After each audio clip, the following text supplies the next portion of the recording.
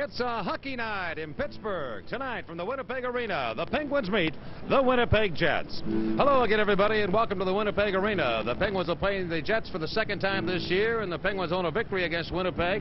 They won yesterday afternoon, did the Pens, 3-2 over the Calgary Flames, and have posted, of course, the best record in the National Hockey League. Meanwhile, the Winnipeg Jets were playing Friday night against the Los Angeles Kings, an impressive victory, 6-3 over them, and they've been red hot here of late with a lot of new names in this lineup. That's right, Mike. When the Winnipeg Jets started the season, they went 4-11 in their first 15 games, largely because at times they had 8 rookies in their lineup and a lot of guys from across the ocean, and as a result it took John Paddock a while to get his chemistry together for his team with all the new faces. But you can see what a melting pot it is for the Winnipeg Jets. 12 players from Canada, 5 from the United States, 4 Russians in their lineup, and 2 Finns.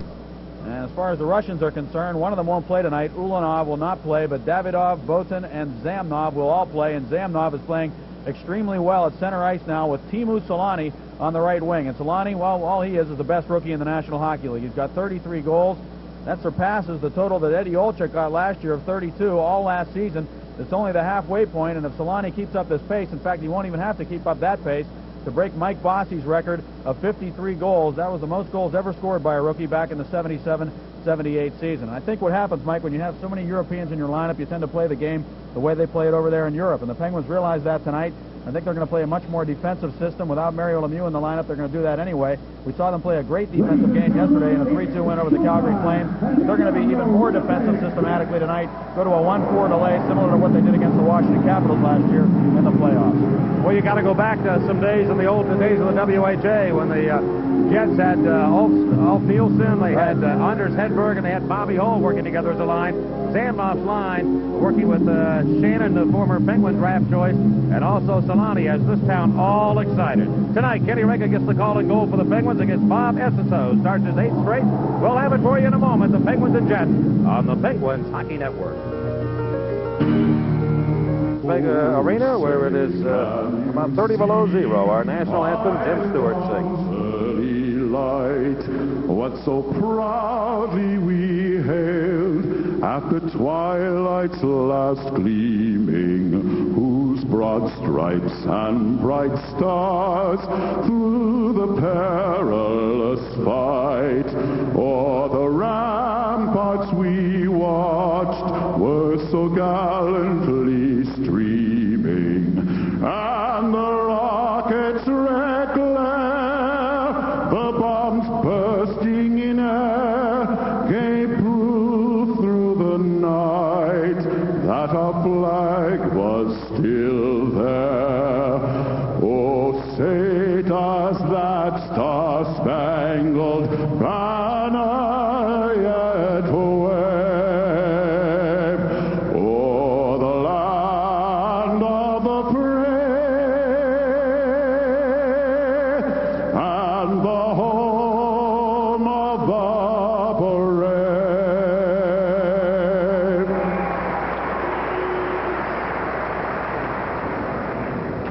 Oh, Canada, our home and native land, true patriot love in all thy sons command. With glowing hearts we see thee rise, the true north, strong and free. From far and wide, O Canada, we stand on guard for thee. God keep our land glorious and free. O Canada, we stand on guard for thee. O Canada, we stand on guard for thee. Quickly show the scouting report for tonight's game between the Penguins and Jets. Selanne, Zamnov, and Shannon have accounted for a lot of points lately, 10 of them against the Kings in a 6-3 win here in Winnipeg on Friday. The Jets are 5-1-1 in their last 7 and have won 4 straight here at the Winnipeg Arena. Bob Essens is at the top of his game. He has allowed only 21 goals in his last 7 games, making his 8th straight start tonight. Solani has 8 goals and 4 assists. Housley 2 goals and 9 assists in his last 7. The Penguins have the most road wins in the league with 12, and look for the Penguins to play an ultra-defensive system. As I said, a 1-4 delay, and they'll try to do that early, but of course you have to still generate some offense, and if they get behind, that might be a tough system to play. Kenny Reggett will get the start tonight, 4-2-1. It's his record, and Bob Essens in goal for the Jets. And the referee tonight will be Ronnie Hogarth. The linesman will be Jay Shears, and Swede knocks the puck play to the Penguins in to begin the game. And defensively, Larry Murphy tried to play it out of the zone, could not. Luciano Forsato handling the biscuit. Murphy took it away from him, and Rick Tocchet slams it up the blue line, but not out. Kachuk flip it towards the Penguin net, and Kenny Reggett is bowled over by Forsato, and now the Penguins step in and rough up Forsato into the near corner. Forsato ran into Reggett, who came about 15 to 20 feet away from that net. And now a little jam up in the corner. Neither club really a particularly physical team as far as the rough stuff is concerned. Now they're 2 of the least penalized teams in the league, and when these 2 teams met in a 5-2 Penguins win back in early December, only a couple of power play chances for each club. But there's a little bit different flavor to this team now, having made the trade they made with the New York Rangers a couple of weeks ago, getting Chris King and Ty Domi from New York for Eddie Olczyk. And King and Domi are playing with Mike Eagles on a line. Expect to see them later. Face-off brought outside of the Winnipeg blue line after the defenseman crossed the top of the circle. And now we'll get a face-off here as the Jets are offside. Defensively, Winnipeg with Boughton and Teppo Numminen defensively, and up front, Forsato working with Brian Erickson and Keith Kachuk. Kachuk working out here as a rookie, and the Penguins with Ronnie Francis' line with Rick Tocchet and Kevin Stevens. Jimmy Pack and Larry Murphy on the backside. Francis had to get a new stick. Scotty Bowman, the league's winningest coach ever, behind the Penguin bench. And Forsato can't win the draw against Francis, and Larry Murphy, who's moved to number 3 now overall in the scoring race among defensemen, flip it to the right wing corner of the Jet zone. And Numminen goes back. Tocchet can't get a handle on it.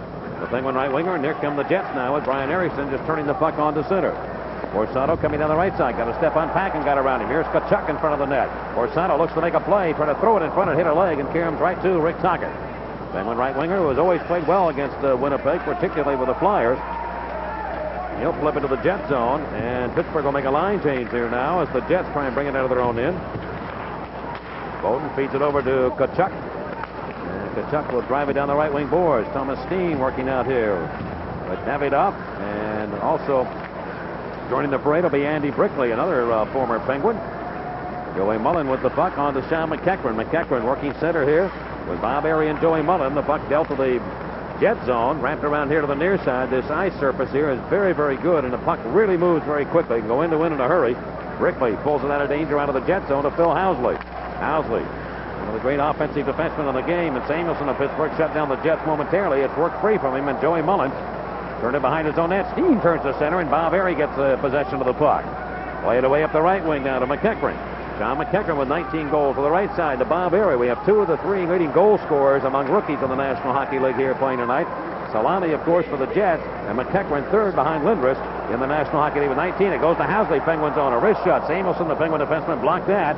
Hot high in the air, and McEachran throw it up the near boards to Mullen, who just works it on the center circle. Frederick Olenson now fakes to play it into the zone, finally does, and it's worked by Pittsburgh out of the area.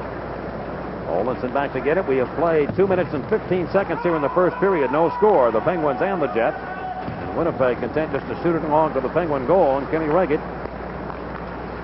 starting for the 9th time this year for the Penguins. On the center it goes to Martin Straka, who works with Jaromir Jagr and Dave Tippett. Tippett handles the left wing, and of course Straka on that right side. And the Jets again just flipping in behind the Penguin net. Larry Murphy. Outlet on the far wing to his defense partner, Jimmy Pack. And the Penguin blue liner back cross rink over to Murphy, and he'll drive it to the Jet zone on the left wing corner. Tippett's the first man in for the Penguins. Tippett, number 14, decked out of the Penguins' traveling black uniforms with a gold and white trim, but the Jets take it away. And Samnoff now cutting through the alley, coming to center circle. Looks to make a play, and he'll pass it left wing. Shannon can't come up with it, and Larry Murphy will. Murphy to Jimmy Pack to the left wing to Martin Straka, still looking for his first NHL goal. Houghton stepped into him. And Straka's all right. He's going to come off now as the Penguins try and put Ronnie Francis on the ice here in a matchup they want against Zamnoff. They want Francis out here to work against that line. And it's ripped back into the Penguin zone. Solani goes after it. Samuelson out here working against him. That'll be the matchup the Penguins want defensively. They want Samuelson out against Solani working that wing. And it's turned off the boards and back down to Winnipeg territory. Bowden's going to push it around to the near side to Chris King. And King, an outlet pass for Eagles. That's intercepted by Ulf Samuelson. So Domi and King work the wings and Eagles at center. And this is the line that they want. John Paddock and the Winnipeg Jets against Ronnie Francis' trio. At least at times. They don't want to put Zamnoff out against him. And Stan took a big bump by Chris King, who nailed him hard into the boards. And with a good clean check by King. And on to center, King will turn it to the right wing to Ty Domi. Domi has scored a goal in the Winnipeg Jet uniform. Goes behind the Penguin net. He'll center it too hard. Went by Francis, right side. Housley captures the puck. And the Jets defenseman goes to Chris King in the corner. Back behind him at the Mike Eagles. Had Domi in front, but he can't feather it through to him. Francis blocked that. Ronnie Francis, who had a terrific game yesterday against the Calgary Flames. The little things that he did, and he hops right back to center now. And Ronnie Francis on now to Stevens to the right wing to Rick Tocchet, an offside called against the Penguins as they enter the Jet zone. We'll be back in a moment. There is no score in the first period here in Winnipeg. And the Penguins and Jets battle on the Penguins Hockey Network. His last performance was unbelievable. December 27th, the 34 saves he made at Buffalo. And the Penguins win there. He was unbelievable, and he also was in goal against the Winnipeg Jets when the Penguins beat them 5-2 back in early December. He was a little frustrated today, Mike, in the warm-up. He wanted to get some more shots, and the guys just weren't shooting the puck at him enough, so he just simply left the ice and went in, and he was kind of upset when he got into the locker room. He wanted to get some work, and that's understandable. A guy that doesn't play very often and really takes those morning skates seriously because he wants to get ready for the hockey game. Dean Kennedy on to Shannon, and Shannon now cutting the left wing. Darren Shannon a little bit up into the left wing corner of the Penguins zone. Solani is a right winger, but he'll roam everywhere, and he can score from anywhere on the ice. Name of Solani. Penguins do get possession, though, and here comes Ulf Samuelson on to Mike Stapleton. He'll shoot it long, and they're kicked away by goaltender Edson. Solani move it on to center ice to Phil Housley. Connect on the left wing to Shannon. Back to Housley of Winnipeg. Into the Penguins zone. Drop pass to Solani. Down the slot. A shot. A save made by Reggett. Zamnoff cuts right in the goal and jams the net, but the puck away from him, and the Penguins have it. Solani with a booming shot from 45. But Reggett made the save, and the rebound. The Jets could not poke it in. Now Housley, the Jets captain. Sneak it up the left wing to Mike Lauder. It's broken up away from him, and it comes to Housley again. He gave it away to McEachran with that good speed. 1-on-2 comes in, drops it off nicely to Mullen. He fakes a shot. I guess Lauder shoots it, and a stick save made by Essensa.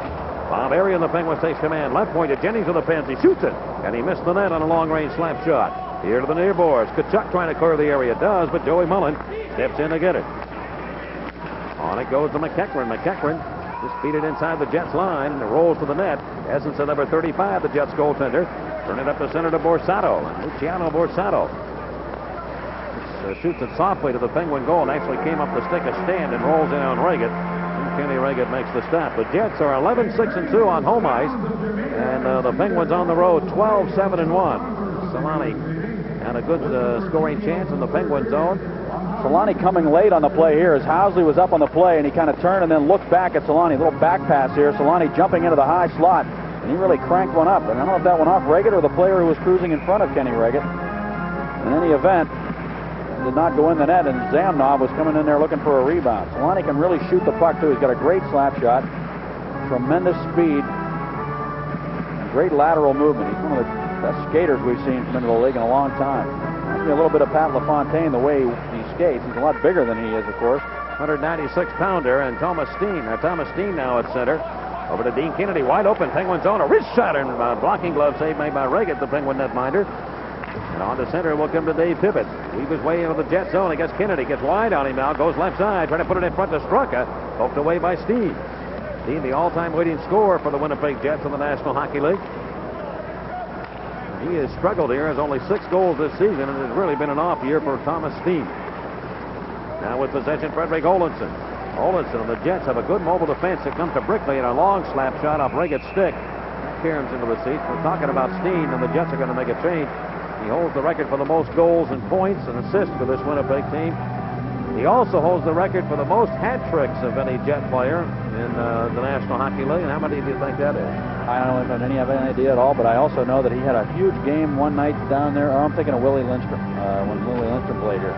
The record is only 3 hat tricks. That's the number, the highest number. Solani already has 2 this year, so he looks to another big game to tie that record before it's all done. I was amazed, really, that's all time. Steen has been tortured by injuries lately, Mike. In his last 3 seasons, he played 38, 58, and 53 games. And that was after missing only 24 games in his first 7 years in the league. An average of about 4 games a year he was missing, and then all of a sudden missing almost half a season 3 years in a row. So injuries have definitely played a role in why he hasn't been as productive. And he is 32 years old. He played a lot of hockey here in Winnipeg for years and was their main guy. He's had some back problems.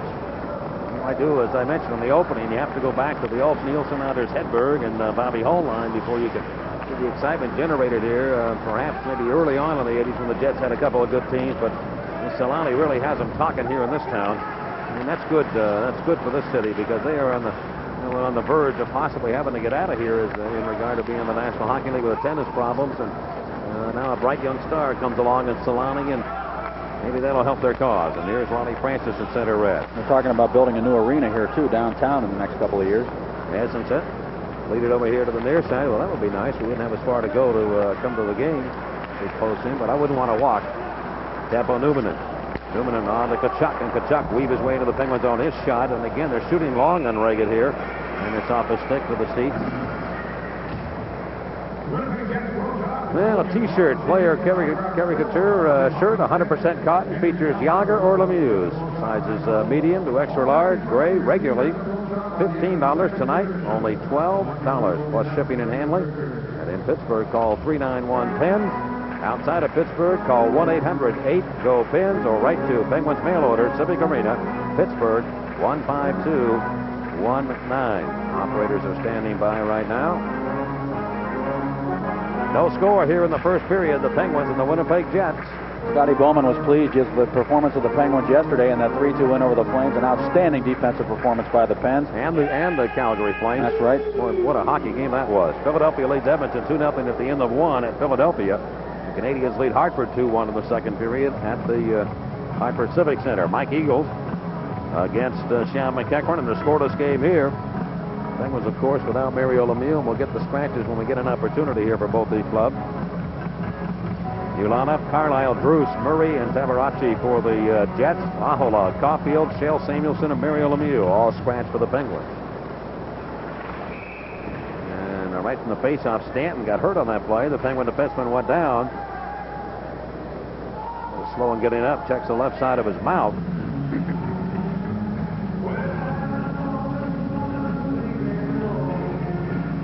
They'll check on him.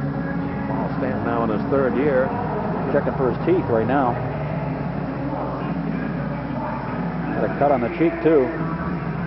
Happened right off the faceoff.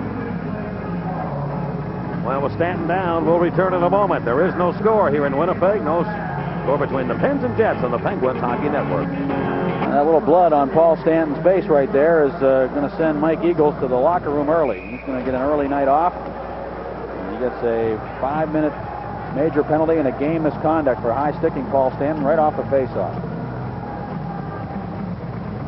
So it gives the Penguins the power play, the #1 power play unit in the National Hockey League. Tied with Quebec. The numbers with 26.3% of the conversion rate. And this is where the Penguins have been very successful on the road here of late. They've been cashing in on these power play chances. And of course, a big difference with Mario Lemieux out of the Penguin lineup, but they have survived it before, and they're on the road here in a scoreless game, and they get the first big break of this contest here with a 5-minute major penalty. Now Hogarth over explaining the situation to John Paddock, one of the real bright young coaches in the National Hockey League, John Paddock. I'm not sure what he's asking him because I think he's saying it shouldn't be a 2-minute penalty, but he drew blood. So that's automatically a 5-minute major, so he's out. And John Paddock saying something back to Ron Hogarth right now, but I could read his lips. He said something about the 2-minute penalty.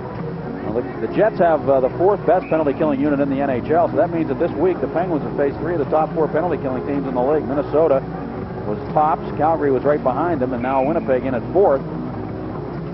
And the first 2 teams they faced this week did a pretty good job against the Penguins. Yesterday the Pens were 0 for 5 on the power play.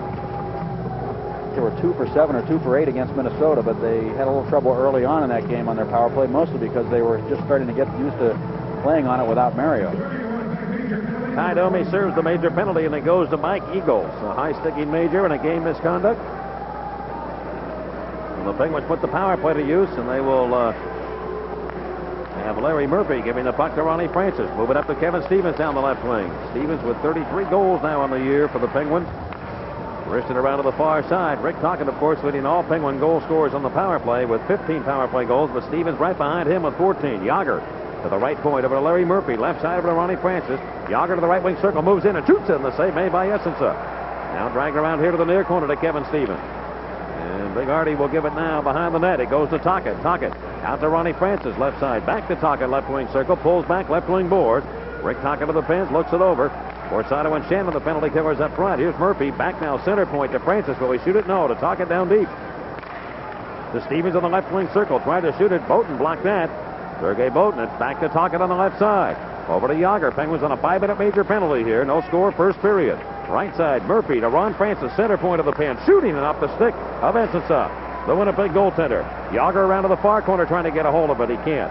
Teppo Newman has it. He wrists the puck over to the corner, right to Kevin Stevens. And the big winger, this is where the size of Yager, Tocchet, and Stevens come into play. They can block a lot of those clearing passes. They are so strong and really put a lot of pressure on people. Here's Tocchet near corner. Tocchet to the right point to Larry Murphy. Penguins have held the puck in the Jets zone for a long time, but Tocchet in front. He put it for Stevens, who went right behind his stick and his skate. Now off the left side, it's Ronnie Francis over to Murphy. Shooting, scoring, deflected by Yager, I believe. Yager may have got a stick on it, and the Penguins have taken an early 1-0 lead. Now Murphy and the fans are smiling like a butcher's dog. The Penguins get a power play goal. I believe it may have been Yager, though, who touched it last before it went in. Penguins did a good job of maintaining possession of that puck, and Murphy had a lot of time to crank it up from the center point, and it did appear to jump off the stick of Yager into the net past Essensa. And that's a $100 bill for Kevin Lacey of New Kensington, Pennsylvania, on our Ironman Advantage contest. Well, we'll see. I think it's Yager who will get the goal. If it is, it'll be his 20th of the year. And Yarmer. Yager shaking his head no right now. I don't know what that would mean. Of the season, scored by going to be Murphy. 55, Larry Murphy. The assist, number 10, Ron Francis, and number 22, Rick Tocchet. Time of the goal, 8 Tocchet minutes, and Francis on the assist, so the Penguins lead 1-0 on a power play goal, and they get the advantage still. And they bring it up to the Jets line, and it'll be the far side. Straka trying to make a play. Alt Samuelson had to go after it back to center. Samuelson will dump it into the right wing corner of the Jet zone. McEachran of Pittsburgh after the puck in front of Mullen. He shoots and scores. Joey Mullen from right in front drills it in. And the Penguins have taken a 2-0 lead. Oh, she wants to sell my monkey. Joey Mullen right in front. Don't leave him there. And he cashed in. The Penguins lead by a pair. John McEachran was trying to gain control of that puck. It was on edge, and he finally settled it down and just tapped it over to Joey Mullen. And Mullen whipped it right past Essensa. A great scoring opportunity for Mullen, and a good pass by McEachran. He just settled that puck down. It was kind of bouncing, and he was trying to flag it down so that he could move it over to Joey Mullen. Joey Mullen from right in front, no more than 10 feet away, drilled it by Essensa. And the Penguins have a 2-0 lead. I believe Alt Samuelson and McEachran will get assists on the goal. And so Pittsburgh striking with a pair of goals 26 seconds apart, as this club can do. And they lead 2-0 here at Winnipeg. And Stevens up the right wing. Yager moving back in. Yager to the near corner. Back to the right point to Larry Murphy. Left side, it goes to Francis. He'll move it over left wing circle over to Kevin Stevens down and deep, and he shoots it towards the net. That's off the stick of Essensa. Yager and the Penguins trying to add to it in the centering pass. Blocked by Dean Kennedy. Can the Jets clear? They finally get it out of their own end. The Penguins held the advantage in the Jet zone for 2.5 minutes. They kept that puck in. They've scored twice. Now Yager right back in. Over to the left side to Tocchet. He moves in. He tried to shoot it at Fenn on the play. Francis hauls it in. Francis to Yager right in front. He shoots it and he missed the goal. He had an open net on the glove hand side of Essensa. And the puck lifted by Winnipeg down deep into the Pittsburgh zone. Penguins lead 2-0 here at the Winnipeg Arena. Ronnie Francis drilled it up ice to Kevin Stevens. And Stevens pulled him back and finds Ronnie Francis. We have 1:57 to go on the major penalty. To the Winnipeg Jets, who trail 2-0 here at home against the Penguins. Wristed around the boards. Timo Solani comes over and he can't clear it out. Left point Francis, right side to Joey Mullen. Mullen in the slot for Rick Tocchet, and they can't handle it. And Teppo Newman drills that one up ice. Rick Tocchet has scored in 11 of his last 12 games now. He assisted on that opening goal. Rick Tocchet has done some big things against the Jets in his career, and we'll get to that when we get an opportunity. It's McEachran drilling the puck to the Jet zone, and Essensa says, give me a break, and he holds onto that puck, and smothers it for a faceoff in the Winnipeg zone. Well, the Pens without Lemieux, but their power play extremely impressive here in this first period against the Jets. And Ted Krakowski of Natrona Heights is also $100 richer. Compliments of Iron City Beer in our Iron Man Advantage contest. Still a minute 24 seconds to go on the major penalty to Mike Eagle. Take another look at how the Penguins' play developed. Alfie Samuelson going back to the neutral zone to get the puck. Just got the flow going back the other way. And the Jets seemed a little disorganized on their penalty killing, and this was more or less a goal scored on the rush. John McEachern tapping it over to Mullen, and Lawler kind of lost track of where Joey Mullen was, and everybody had their back to Mullen, and Mullen was able to bury the puck to make it 2-0. Samuelson settles in center point now. He drills one right up Borsato's leg. Borsado now looked in the head. He fell down as the fans wanted a penalty on Ulf Samuelson for knocking down Luciano Borsato. Pittsburgh 2, the Jets nothing here in the first period. Kevin Stevens onto the right side of Mullen. Whooped left wing to Stevens and went right by him and out of the zone. And Kevin will pull back. He's got the motor going tonight. Number 25, Kevin Stevens. And a lot of hop in his legs. And here's Ulf Samuelson now, wristing the puck down the boards and in behind the Jets' goal. Essensa will leave it for Lawler, but he played it right up the alley, and so Samuelson holds it in again. Jets is having all kinds of trouble getting the puck out of their own end. Mullen feed it right back to the goal. Essensa stops that. 42 to go in the major penalty, and wristed off the boards, and will come down to Pittsburgh territory. Paul Stanton, the Penguins have leaned the ice surface, tilted it on this major penalty, definitely towards the Jet zone. And Stanton now is going to rifle it down the boards around to the left side of the Jets end. It goes over to the far side. Boughton to get it, and we've got to stop in play here. Be an offside call. I'll tell you, Mike, I don't think the Jets are really bearing down on the penalty killing here the way they could be. When they've had chances to get the puck out, they haven't been able to clear it, and they haven't really seemed to be very intense in terms of making sure that they try to kill off this penalty. Sometimes you can gain momentum from a penalty killing situation, but that has not been the case here, as the Penguins have been able to capitalize and score 2 goals against what has been one of the top penalty killing units in the league for most of the year. I talked about Rick Tocchet, his numbers against the Jets coming into this game. He has 18 goals in 20 career games. He has made a living against this Winnipeg team. And wristed up behind the Penguin goal. Regadoo was tested early by Timo Solani, but the Penguins got the turn and the break that they wanted early in this game and got a power play for a full 5 minutes. And now 9 seconds remain as Tippett drags it up into the Jet zone. The left winger of the Penguins in front for Straka, but he can't get to it. Cut off neatly by Teppo Numminen. Now the Jets will try and just get themselves right here and regroup and try and get back into this game. And the Penguins, wanting to play that defensive system tonight, really are sitting pretty right now with that, because they have the lead, and that's exactly what they wanted to do. We have seen some games where the Penguins have had leads here in this building. Murphy shoots at that stop. Tippett tried for the rebound and watched the Jets storm back. We've seen some good games here in this arena, including an overtime win by the Penguins. Their only one against the Jets, by the way, in the history of the Winnipeg Jets. Mario Lemieux had the game winner that night. Here the Jets. Solani behind the Penguin defense, walks in on goal. He shoots and scores, and just like that, it's 2-1. Timo Solani scoring as he got behind that Penguin defense and drilled it in, and the Winnipeg Jets have made it 2-1. This is a guy who can turn the game around for you almost single-handedly, and Solani did that. He just blows by people. A great skater. He slipped that puck underneath Kenny Reagan to make it 2-1, and that play was a result of a turnover in the neutral zone by the Penguins. Paul Stanton tried to find Yager up the middle. I believe it was Stanton and Yager, and the long pass didn't connect, and it went right to the Winnipeg defense, and they were able to start the play back up ice to Solani, who had slipped in between Stanton and Ulf Samuelson, and he just cut right down the middle and scored the goal all alone on Kenny Reagan, his 34th of the year. Solani appears to have that ability. The great goal scorers have is to put everything in slow motion when he gets around that net.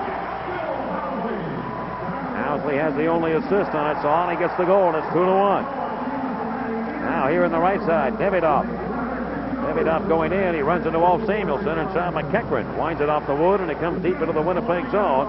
Well, the Jets got what they wanted here, and that's an opportunity to get right back into the game when they do that. We have 6:36 left here in period number 1. The score, Pittsburgh 2, Winnipeg 1 on the Penguins Hockey Network. Solani was drafted number 1 by the Jets back in 1988. That's right, the highest finished draft ever. 10th overall. Alexei Zamnov out here to handle the face-up, but the Penguins win from him. And Grant Jennings will deliver it up the left wing to Ronnie Francis. Francis on to Kevin Stevens. Stevens moves into Jets territory. Zamnov stopped that play, and Ulf Samuelson is going to shoot it to the goal. Stopped by Bob Essensa. Goals by Larry Murphy and Joey Mullen on power play efforts. The Penguins gave them a 2-0 lead, but Teemu Selanne scored his 34th of the year, and it's a 2-1 game. And here is Tocchet now, cutting back into his own end. Pressured by Zamnov, but Jennings gets the mail. He'll deliver a pass up to center, and it goes to Ron Francis. Working ahead on a headman attempt for Kevin Stevens. It's going to be a delayed offside called against Pittsburgh. Like the way that goal was scored was so typical of what the Jets can do in their transition game. The Penguins turned the puck over at center ice. Housley gets it immediately, turns it right back to Selanne, who quickly readjusted and regrouped to go back on the offense and cut in between the defense. Took a nice lead pass from Housley, and away he went to score the goal. Penguins have outshot Winnipeg 9-8. Kevin Stevens will be the all-star starting left winger in the game in Montreal coming up in February. Kevin has just been a terror against opposing goaltenders here of late.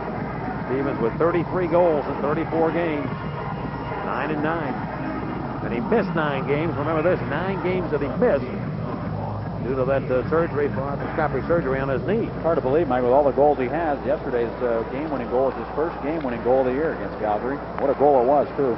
The other thing I looked, Alexander Mogilny has moved ahead of Mario Lemieux now in the goal-scoring race in the NHL with Lemieux out. Mogilny has scored 40 goals, and the Jets bring it to the Penguin line. They're offside. 40 goals in 35 games. He hasn't played a full tilt for the Buffalo Sabres. Well, Ty Domi, his real first name is Tahir, T-A-H-I-R. Wanted to be traded in New York. He was not happy there. They weren't playing him much. He asked to be traded. Some people say that that came out after he was traded, that maybe to make him save face or whatever, but that's not the case. He really did ask to be traded because a former Penguin who now plays for the Rangers told me so. I believe. And Domi now leaves the puck for Chris King to Borsato, and he can't pull the trigger. Ulf Samuelsson denied him in the slot. Kevin Stevens bursting through back into the Jet zone to the right wing to Rick Tocchet. Tocchet comes down and he shoots it, and that goes wide of the stick hand side of Essensa. And here come the Jets on the counterattack. Ty Domi trying to get the legs turning. He goes left wing to Borsato, and he'll scoot into the Penguin zone. Back to Domi. Domi is taken out of the action by Ulf Samuelsson. Domi lost his stick and his glove, and here come the Penguins. Domi is trapped back up ice. Samuelsson lost his helmet, and back they go in behind the Winnipeg goal. After that puck, Domi comes over. He's going to take a run now and runs into Jimmy Pack as he ran right over him.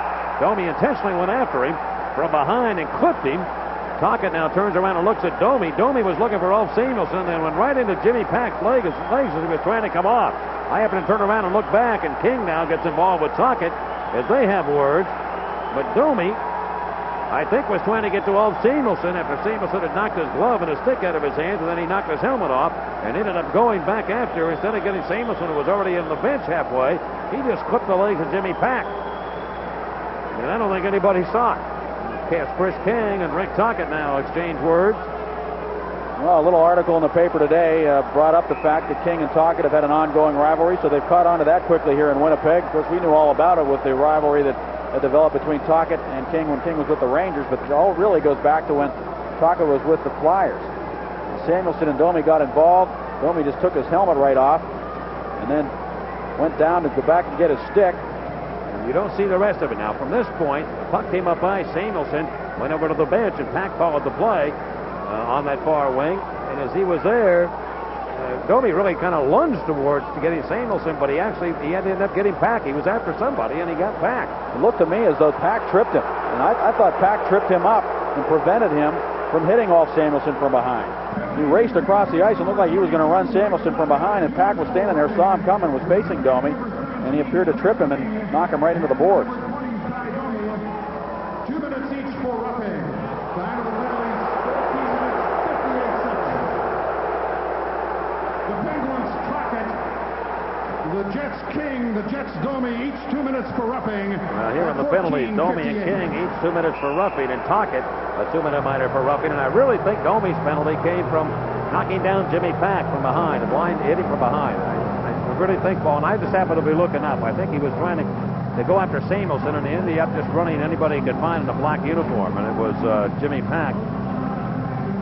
I'm trying to put it together in my head right now, and I thought Pack tripped him up and knocked him down as he came to the bench, towards the bench area. I think he went head first into the boards, Domi did. Pack was trying to protect Samuelsson from getting hit from behind. The King and Tocchet got involved, and there's King sitting down now with Domi, and there they are, the two former Rangers. We knew they'd get involved tonight somehow.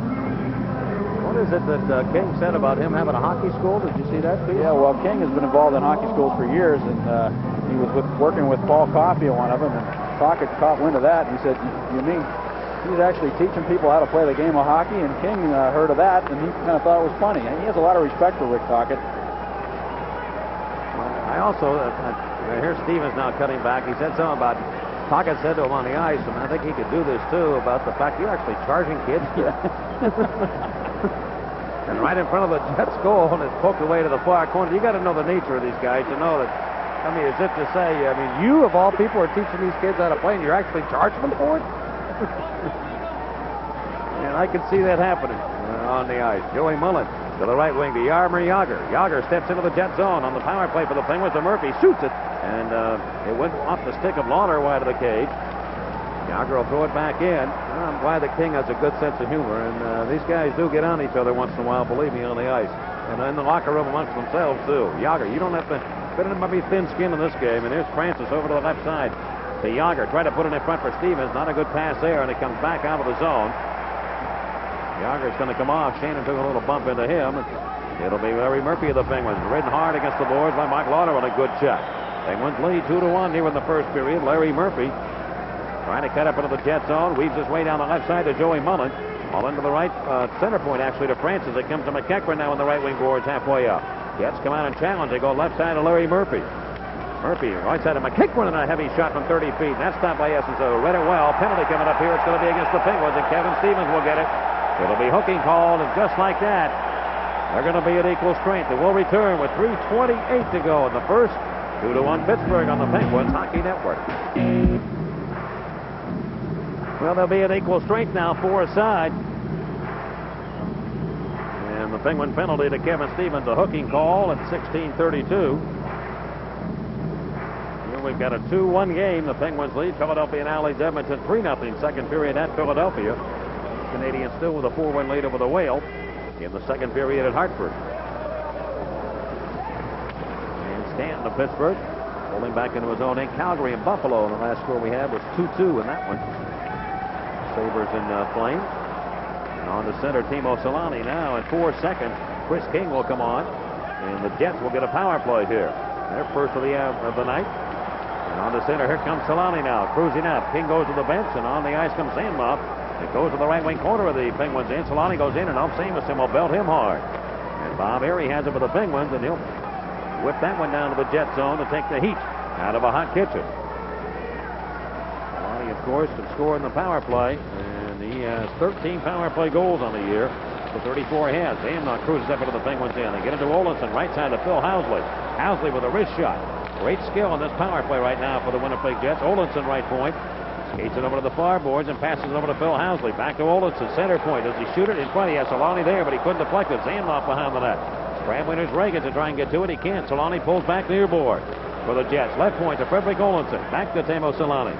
Solani on the left wing circle. Looking, holding. Now he passes into the corner. Kachuk will get it. Solani shuffled ahead to Olinson now. Over to the right wing corner for Zamnoff. Penguins keeping them wide. Kachuk now to Zamnoff. 31 seconds to go on the penalty to the Penguins. It goes out to Zamnoff. Center point. Olinson goes to Solani. Shoots it. A heavy shot, but it was Reagan making the save. Back to the left point. Olinson. Again with that puck. Now the Jets impressive on their power play. Zamnoff comes in. Shoots it. And a great save by Reagan there. Just got a piece of that shot by Alexei Zamnoff. And the Penguins fire it away. Good action. Both power plays have been very impressive. The Jets have not scored on theirs as of yet and won't here with 5 seconds left. Olinson drags it out of danger up the right side with a minute and a half to go in the first period, and Pittsburgh leading 2-1. Steen makes a nice move to get around Pack, moves into the Penguins end, trying to center it back, and the Penguins block it. To the right point it goes. Olinson pressured by Stevens, who just came on. The Penguins have killed it, and they're at equal strength right now. Joey Mullen flip it on the center. Housley going for the puck. He can't come over it. Ahead it goes on the right side, and up into with Steen. There'll be a penalty coming up against the Penguins again. And Steen was upended. And Pittsburgh will go right back in the penalty box with the ones running wild with a minute and 11 seconds left here in this first period. And who's going to get the call? Crockett comes out for the Penguins. Domi also for the Winnipeg Jets. Stevens arguing. I think he's going right back in the box. And that's it. Stevens is headed over that way. He'll sit down. Kenny Reagan stopping Solani on a big, heavy shot from the left wing circle, and then Zamoff had a good chance. Very, very skilled players that the Jets have, and Reagan right there to stop the Jets' goal. The Penguins, Stevens, 2 minutes for interference. Interference to call against Kevin. 18:49 the time, so the Jets get the second chance here on the power play, and if they do not score here the rest of the way, we carry over to the second period. And we're striking with 2 power play goals. The first 10 minutes of play. Murphy and Mullen. Solani coming back to make it 2-1. Now the Jets trying to tie it. Here's Oldenson now cruising to the Penguin zone. Lead it to the near corner, and Alf Samuelson hit by Kachuk on a big check. Hope he'll whack him with a glove. But it comes free, and the Penguins have it, and Joey Mullen will wrist at the length of the ice to force the Jets back into their own zone with 45 seconds left here in the period. And Phil Housley, the Jets point man. Ahead now for Davidoff. And Davidoff has to go off his stick. Reagan gets the puck, wheeling around to the far corner. Steen, look out, goes to Kachuk in the right wing circle. Broken up by Ronnie Francis. They go right point to Housley. Left side, Oldenson shooting. He can't find the target. Around to the right point, it comes to Housley again. He'll get it to Steen into the far corner for Kachuk. Kachuk back to Thomas Steen, and he hooks the Steen over. Goes to Oldenson left side. Oldenson, they do not have Solani out here for the remainder of this period. And the Penguins again firing up ice as they steal. And they should be able to come out of this period with a 2-1 lead. Housley of Winnipeg. Jam it down the right side to Darren Shannon. He walks around, one man comes in, but he can't beat a second. And Stanton was going to play it off the boards with 1 second left. And time is going to run out here as the horn sounds at the arena in Winnipeg. And at the end of 20 minutes, the Penguins have the lead over the Winnipeg Jets. The score, Pittsburgh 2 and Winnipeg 1 on the Penguins Hockey Network. All right, the first period, the Penguins and the scoring summary, the Discover Card scoring summary. Murphy, a power play goal from Francis and Tocchet at 8:58. Then Joey Mullen from in front, his 13th of the campaign from McEachran, and Samuelson made it 2-0 Pittsburgh. And Solani connecting for the Jets, his 34th from Phil Housley at 13:02. Shots on goal, Pittsburgh with 10, and the Winnipeg Jets also had 10 in that first period of play. There it is. All right, standing by downstairs. I believe we're going down there. Is that right? Let's go down and join Paul Steigerball. Paul? Okay, thank you very much, Mike. This interview is brought to you by Mellon Bank, and that's where loan and savings can qualify you for the Smart Account. And with us now is Chris King, the former New York Ranger, who recently was acquired by the Winnipeg Jets along with Ty Domi in exchange for Eddie Olczyk. And I don't think we have to tell you that Chris King has been a thorn in the sides of the Penguins since coming to the New York Rangers, and particularly getting involved quite a bit with Rick Tocchet, but also last year playing on a checking line, doing a pretty good job in the playoffs against the Pens. Chris, your thoughts, first of all, on the first period? It seemed as though some old rivalries heated up again there between you and Rick Tocchet. Well, I mean, he plays the way he plays, and obviously my job is to just try to get him off his game. He's a key guy when Mario's out of the lineup, and I mean, it's happened for years, and I'm sure it'll happen for years to come. I want to ask you about, while we watch you and Tocchet getting involved, about the trade, Chris, because I talked to Roger Nielsen. He was in Pittsburgh a couple of weeks ago. We interviewed him. In fact, it was the night that he coached his last game with the Rangers. And he seemed very upset by the fact that you were gone. I get the distinct impression that he really did not want to trade you. Well, there's no secret Roger and I are close personal friends. I had great admiration for him as a coach. And, you know, it was hard for Roger to tell me. He was the one that told me that I had been traded to Winnipeg. And he had told me from the start that I was one of his guys and played the style that he liked. And from what I understand, he fought Neil Smith to the end that he didn't want to make the trade. And when Neil made the trade against the coach's wishes, Roger knew that he wasn't going to be around in New York too much longer.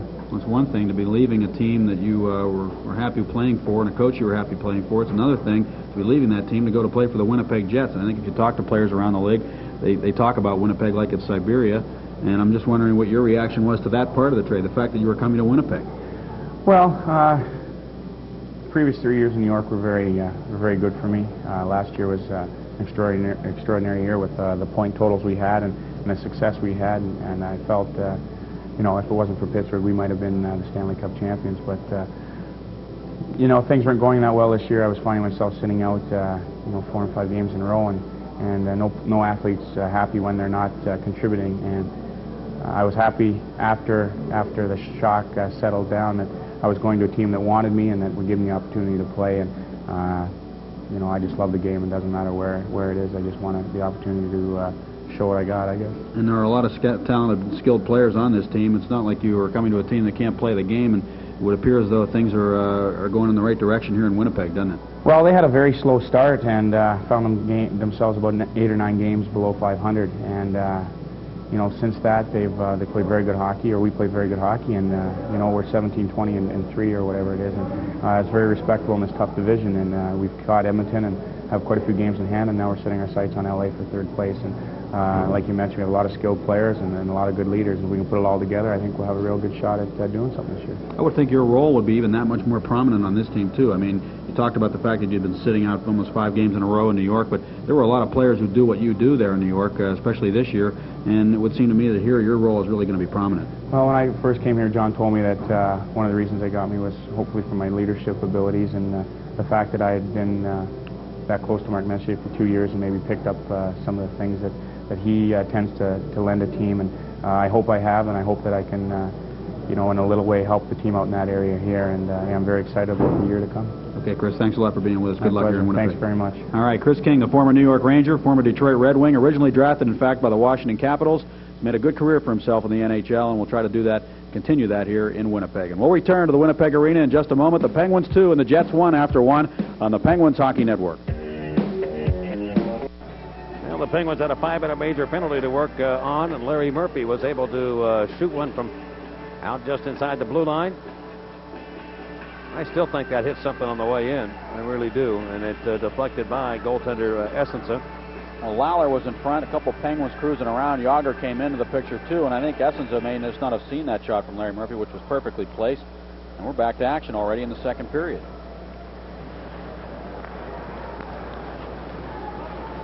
Look at Joey Mullen's goal. Solani now streaking back into the Penguins' end, comes down that left side, and Bob Airey's going to take it away and shoot it up. The Jets have a power play to work with here early in the 2nd period, and Stevens has 33 seconds now left on his minor penalty. Like Teemu Solani became a defected free agent, and what that means is that he had lost he's no longer under contract with his team in Finland.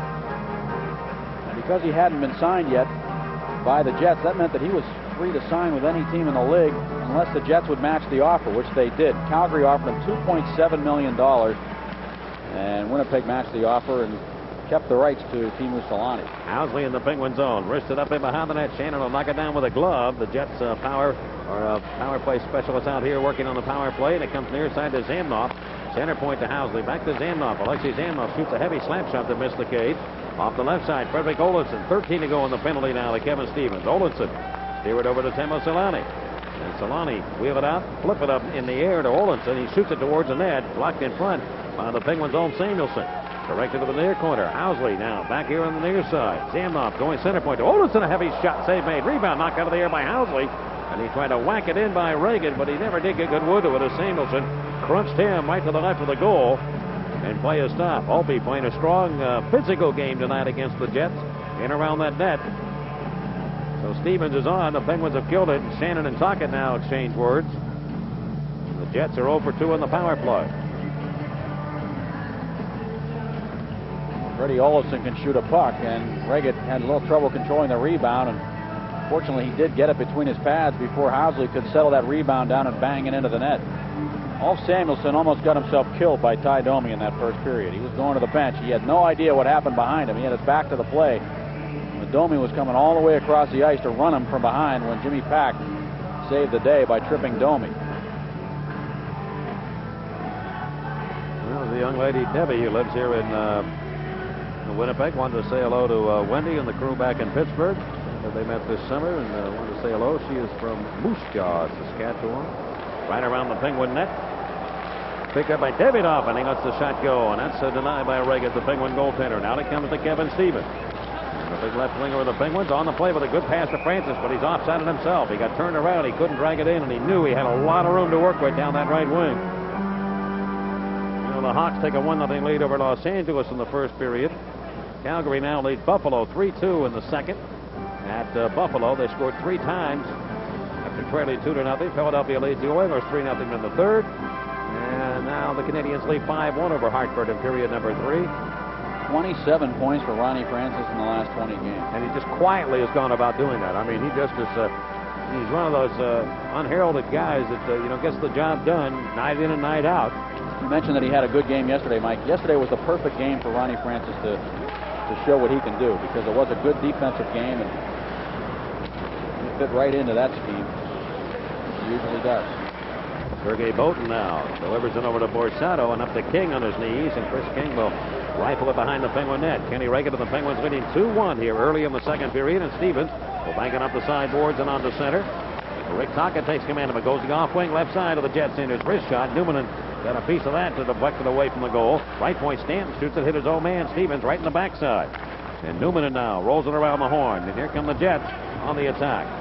Brian Erickson scooting to the Penguin line off the right side of Borsato. And Luciano Borsato can't hold on to it.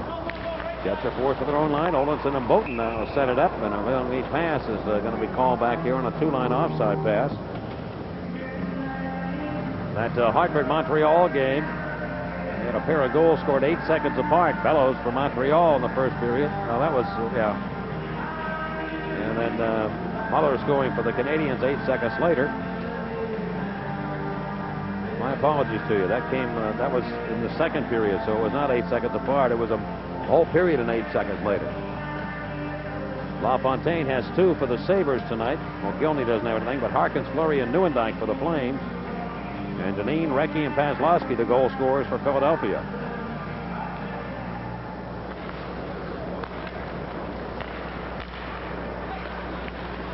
First period of play, I'm looking. Yager and Straka did not have a shot on goal, either one of them in that first period. Here's Davidoff in the Penguin zone, trying to wrist it towards the net. Ulf Samuelsson closed that down again. Thomas Steen up the left wing side with Davidoff and Tkachuk. He's Tkachuk, the rookie. Davidoff again pressuring Samuelsson, but Ulf's been everywhere tonight when he's had to be for the Penguins. Here's Yager trying to get the puck out of danger. Flip it up to Dave Tippett and on to center. And it goes right by everybody all the way to the Jets' goal. Essensa stops that. He'll shoot it up the mask of Yager, but it comes right to Phil Housley. And he stutter steps up ice, coming up on the play to center red to the left wing to Tkachuk. And the Jets are offside again. Mike, you mentioned that Straka didn't have a shot in the first period. He's had only 5 shots in the 9 games that he's played coming into this game here tonight. He has no goals yet, of course, only a couple of assists. And I think, the Penguins are hoping that Straka is going to provide a little bit of offense, as he has when he's gone down to Cleveland. And it's going to have to start with him getting some shots on the net. He's going to score some goals. And there he is with Dave Tippett. I asked Tippett about him. He played on the left wing with him yesterday and got a regular shift and enjoyed that opportunity to play with Straka and Yager. And he said, I had mentioned that I thought Straka was fearless, and he said he looks a little tentative at times, but it's not because he's afraid. It's because he's afraid to make a mistake. In terms of getting physically involved, you don't worry about that with Martin Straka. And more so tentative in his own end. That's where he's been tentative as to what exactly you should do in situations. Here's McEachran now jamming down the right wing area on the off wing, going back to McEachran. Instead it goes to Jim Pack. Wrists it towards the goal. It's blocked. McEachran takes over. McEachran now drop it over to the near corner for Bob Airy. Handled neatly here on the play by the Winnipeg Jets. Zamnoff, who took him out of the action, but center point Murphy comes with the puck going right down the slot. Off to McEachran has a chance, and he shoots it off the stick of Essensa. Controlled now by the Jets. Can they clear? They can't. Left point. Mullen hustles over to keep it in for the pin. Packett lost his stick behind, and then it goes to Bob Airy in front of McEachran. He's too well covered by Zamnoff. So Airy gets the puck. Bob Airy around to the right wing board. Comes off and shoots it right on Essensa, on a pad save made by the Jets goaltender. And cleared away to the left point. Zamnoff trying to wrist it out. He pulls back into his own end.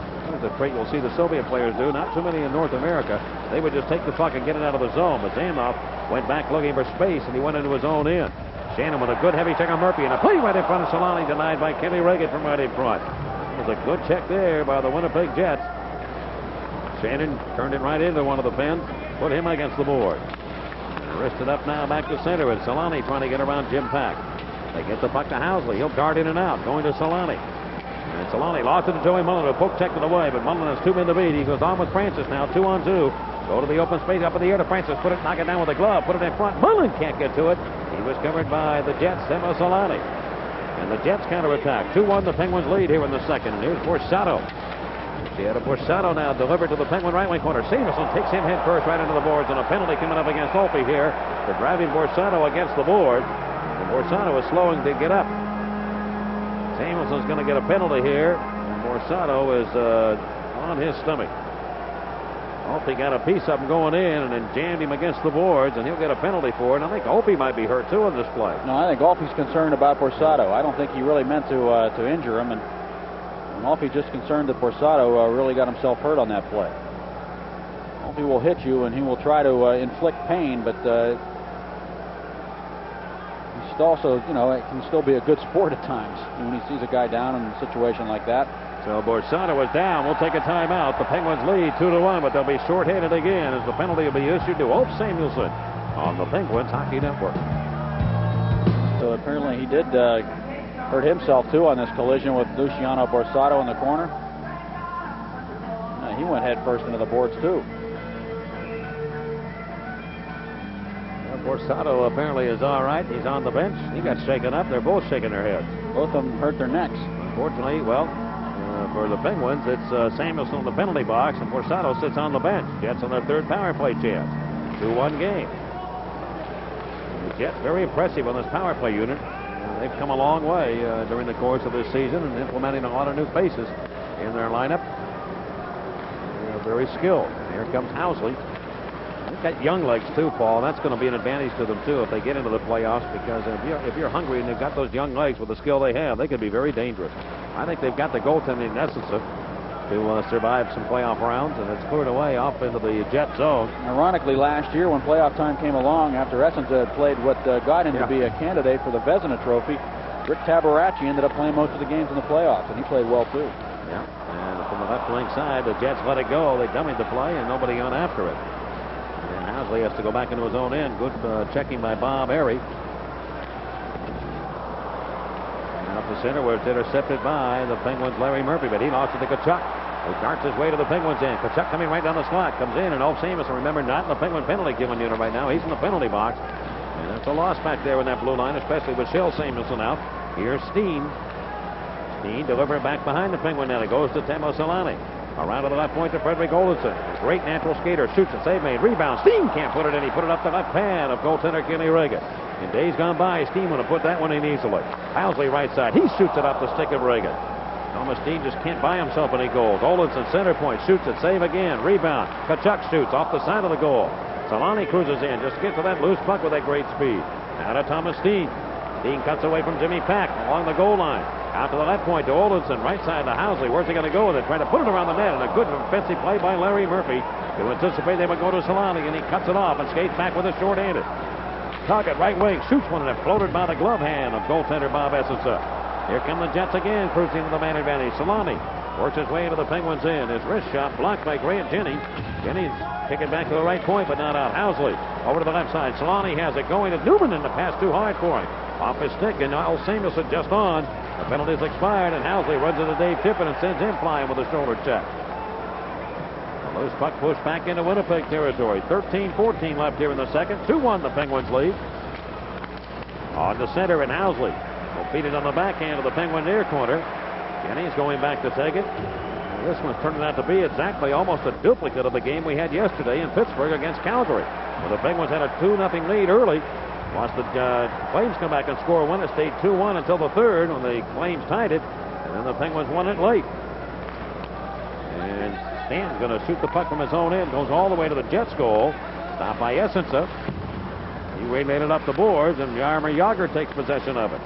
Jagr to Kevin Stevens. Stevens right back into the Jets' end. Trying to make a right wing pass to Francis. Intercepted. Here come the Jets, and look out. On the left wing, Brickley will feed Borsato. Borsato with a wrist shot. That's stopped by Reagan, and the rebound goes to the right of the Penguin goal. Borsato again hops in to take the puck. Over to Andy Brickley. Andy Brickley of the Jets, hammered by Jagr in the corner. Takes him out of the action, and Ulf Samuelsson right there to wrist it around the boards, but not out. Bowden will deliver it behind the net, and here's Ulf Samuelsson again to get it. Around the right side, and Francis lets the puck off his stick and on the center. And there's the difference there where Zamnoff may have, when I was talking about him going back and setting up, Francis just made sure he got the puck out. Can't score if the puck's out of the zone. He got somebody in there. He's going to be offside. And here's Olofsson going way back into his own end to touch the puck, and the Penguins guilty of icing. And so with 11:53 left here in period number 2, the Penguins still leading Winnipeg 2-1 on the Penguins Hockey Network. Minnesota -3 against them, bounces right back. Earns #1 star yesterday, scored the first goal, added an assist, was a +3. There he made a nice play to break up a pass. Here's Luciano Borsato with a shot. Kenny Reagan made some big saves. That was a glove save or a pad save there on Borsato, but he stopped Steen from right in front on a rebound after making a good save on Solani, I believe it was. So he was tough in that penalty-killing effort by the Penguins. Jets have had 11 shots. The Penguins only 3 here in the second period, and Kenny Reagan has sparkled to the pins to keep the Jets off the board. And here is Davidoff. Jenny Davidoff now working down the left wing side behind the Penguin net. Thomas Steen with Kachuk and Davidoff, and they can't get it going. It goes out in front, and the Penguins' Joey Mullen just pokes it through traffic back down to the Jet zone. Frederick Olofsson back to take possession of it. Loney out here for the Penguins with McEachran and Joe Mullen. Back and forth they go on from the blue line of the Jet zone. They get a stop in play and an offside call as the Penguins try and enter the Jet zone. Well, recently, Mike, Steve Lattin worked his 1,000th game for the Penguins. Of course, he's not turned in all 1,000 with the Pens. He also worked with the Detroit Red Wings and the Hartford Whalers as the equipment manager. But right after he worked that 1,000th game, Ronnie Francis summoned him into the locker room. Mario Lemieux stood up and said some nice words about him, and they presented him with a Rolex watch. They really appreciate the work he does in the Penguins locker room as the equipment manager, and they showed their appreciation by giving him a gift and acknowledging his 1,000th game. And he also got some phone calls from former Penguins, and Randy Gillen sent him a bottle of champagne, so those players are aware of the efforts of Steve Lattin. And one of the things that Paul Coffey said about him was that he treats every player exactly the same way. Whether you're a superstar or the 25th guy, you get the same treatment from Steve Lattin, and he takes just as much time in their equipment. And he's one of the best in the league, if not the best in the NHL, at what he does. And here's Larry Murphy on to Jimmy Pack. He'll look up ahead to the left wing to Kevin Stevens, and he'll rifle it into the Jet zone. Around to the right point, it goes to Larry Murphy. Murphy shoots it by the referee, Ronnie Hogarth. Taka behind the net, trying to feather it out in front for Stevens. Can't do that. Here come the Jets now, streaking back. And Chris King's going to dump it away to the Penguin left wing corner. Ryan Erickson and Larry Murphy went in for it. And Francis comes up with it. Can't clear, though. Lawler left point. Shoots it to punch it up King's stick, the Jets left winger. Murphy flips it over to Ronnie Francis. Just thought Murphy, besides the fact that he had a couple of points yesterday, was so strong defensively. Here's Stevens on the right wing. Pushed it, and he almost got that puck by yesterday. He just made a 6 save at the last second. Stevens around the left wing corner. Hit on the play by Phil Housley, and the Jets come ramming right back out of their own end. As they go to center, and King now shoots it up into Penguin real estate. Murphy comes up with the Kings chasing him. He comes left wing as he skates up with it down to the Jets line. He'll flip it towards the goal. It's offline. It goes to the far corner. Keckren comes in, poked at it, but the Jets have it. And Chris King finds the loose biscuit, wind it back to center circle. Stanton pulling back. 10:08 to go here in the second period. Pittsburgh 2 and the Jets 1.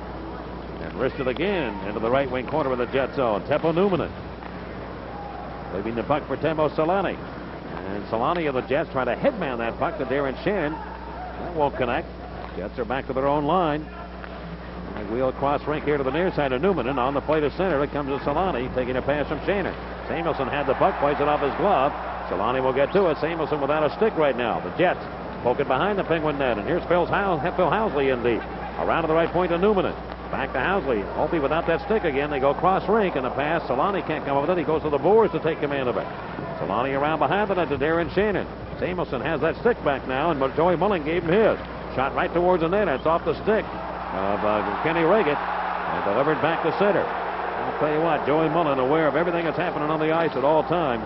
The crowd looking for a penalty on Stanton for hauling down Timo Solani. He got the stick up into his midsection and he was on a treadmill for a moment. Bob Airy setting the play up to Ulf Samuelson. Ulf now will wrist it up, and that's off a body, and it hops into the seats. Penguins will have the Boston Bruins on Thursday night. We'll be in Boston before they come home to face the Ottawa Senators for the first time ever at the Civic Arena, and the Ottawa Senators won today. They beat the San Jose Sharks. They were the favorite in the paper, and they won 3-2. Yeah, 3-2 over the Sharks. Their 4th win of the year. Sharks have, what, 1 win in the last 22 or 23? Ottawa hasn't done much better. Holtby Samuelson was on the ice today in a suit, in his street shoes, with a goalie stick, and they were shooting pucks at him. It was hilarious. Frederick Olofsson now snap it away towards the Penguin net, and that's squared away up the near boards. And Dave Tippett poke it through traffic up the center. Straka was up into by Dean Kennedy. And the temperature, as Penguins came here last night, was 27 degrees below zero, and that's Fahrenheit. And, well, the wind chill factor was probably about 45, 50. And here's a penalty coming up against Murphy. for pulling down Ty Domi.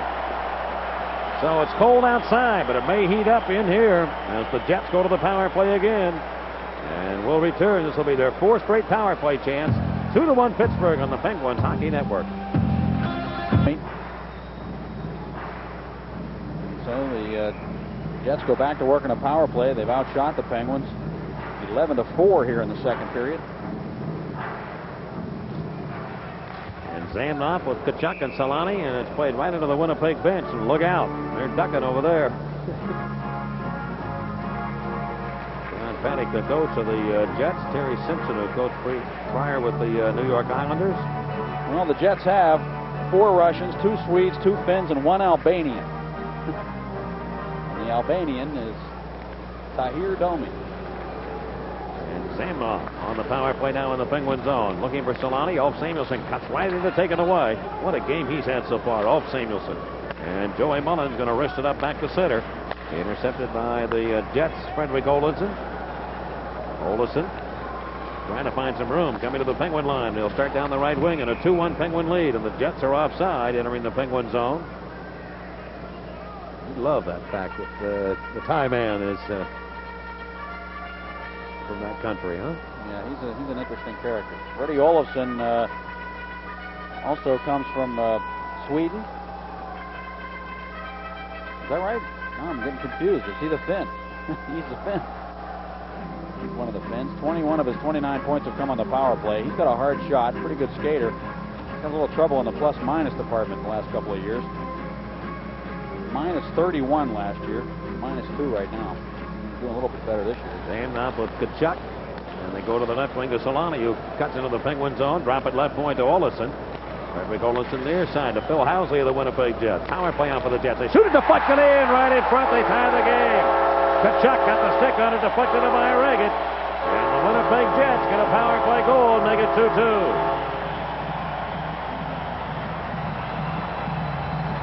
Well, Tkachuk was right in front. And he just got the blade on it, as simple as that. I mean, there's not too much you can say about it, with the exception that Tkachuk was in the right place at the right time and put that blade down and got it by Reggett. Tkachuk, a big, strong boy who goes to the net. Played on a line with Sean McEachern at BU. Comes from Boston, and that's his 14th goal of the season. He's having himself a pretty good year. He's a tough kid. Andy Brickley, talking to him today, compared him to Rick Tocchet. He said he plays that kind of a game anyway. He's a physical player. And Olofsson is a Swede. I keep getting confused, but Newmanen is the Finn, and Olofsson is a Swede. And Thomas Steen are the 2 Swedes in this lineup.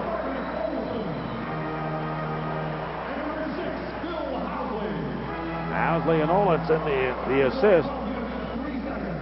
And that ties the game at 2. A power play goal by the Winnipeg Jets. Tkachuk out of Melrose, Mass.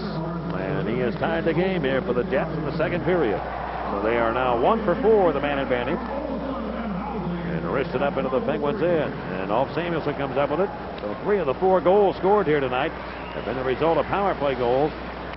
2 by the Penguins, and 1 of the 2 by the Jets. And here is Solani trying to shut down or Borsato trying to shut down the Penguin attack, and McEachern and the Finns are guilty of an offside play. How about that line at BU, Mike, with Tkachuk, McEachern, and Amani all on the same line. All 3 of them in the National Hockey League and doing pretty well, too. Jaromir Jagr with the Finns, and I say this with a little bit of reservation, but in all sincerity, Jaromir is looking for an English teacher, preferably a young lady to help him, tutor him. Now, honestly, to learn English, he's very serious about it, and if you are interested, our teacher would like to help him out. He and Martin Strock, I think, might be interested in getting some individual tutoring, and I say that, please, in all honesty, not to leave it open for everybody to send in crazy letters, but he would just send him a letter in care of the Civic Arena. I asked him about it. I said, I mean, you're probably going to get a lot of crazy little things coming and everything. And he said, I'm really serious. He said, I want to get better at English. And I mean, his English is superb now for 2 years. Unbelievable. But he really wants to improve it. On the other hand, his English he definitely needs some tutoring. Jagr could tutor him. Yeah. And he does. He does. They spend a lot of time together, and that's to Jagr's credit that he has taken Straka under his wing. Much as Yuri Hrdina took Jagr under his wing when Hrdina came. What a blessing that was for Jagr to have Hrdina come into the fold at the time that he did a couple of years ago. And Dean Kennedy up down the left wing, and he'll shoot it up the boards and around to the near corner of the Penguin zone. Dean Kennedy will leave it at the near side. And after it'll be McEachran. Sean McEachran. Wind it up to Yager. Yager back to McEachran. He'll step into the Jet zone. And the Pens again offside on the play as they enter the area. This broadcast is intended for the private use of our viewing audience. Any rebroadcast, retransmission, or the use of the pictures, descriptions, or accounts of this game without the express written consent of the Pittsburgh Hockey Associates is strictly prohibited. Now, if you are going to write Yarmer in care of the Civic Arena, just be sure you tell him, your qualifications, where you teach, and what you do, so he'll have an idea that you're for real. I can just see it now.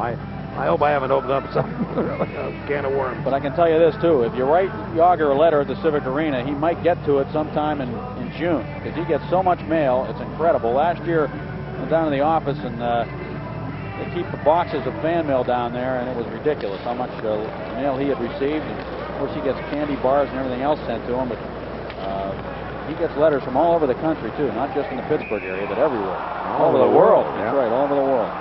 Now we've got an interference call coming up here against Teppo Numminen for knocking down Ronnie Francis. And Numminen's going to go to the penalty box. In a 2-2 game, the Penguins are going to go back on the power play with 6:51 left here in the second period. I think Teppo Numminen, Mike, is one of the real underrated defensemen in the NHL. I'm going to go to the box here. But last year for the Jets, Teppo Numminen was a +15. If you look at the plus-minus numbers of this club, most of them were well below the 0 mark, except for this guy with a +15.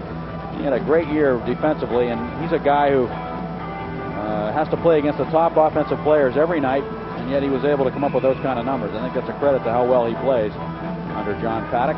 Penguins power play 2 for 4. We've already given away a couple of $100. Let's try it again here.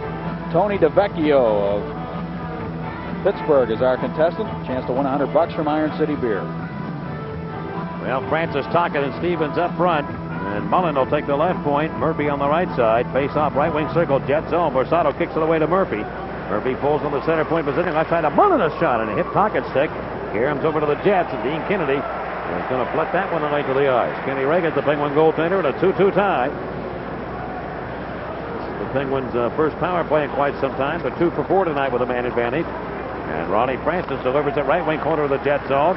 Rickley went in a penalty killing roll. Can't clear it out. Right point. Murphy of the Penguins has it. Over to Ron Francis, near side to Rick Tocchet. Ricky with 25 goals on the year, down deep to Mullen.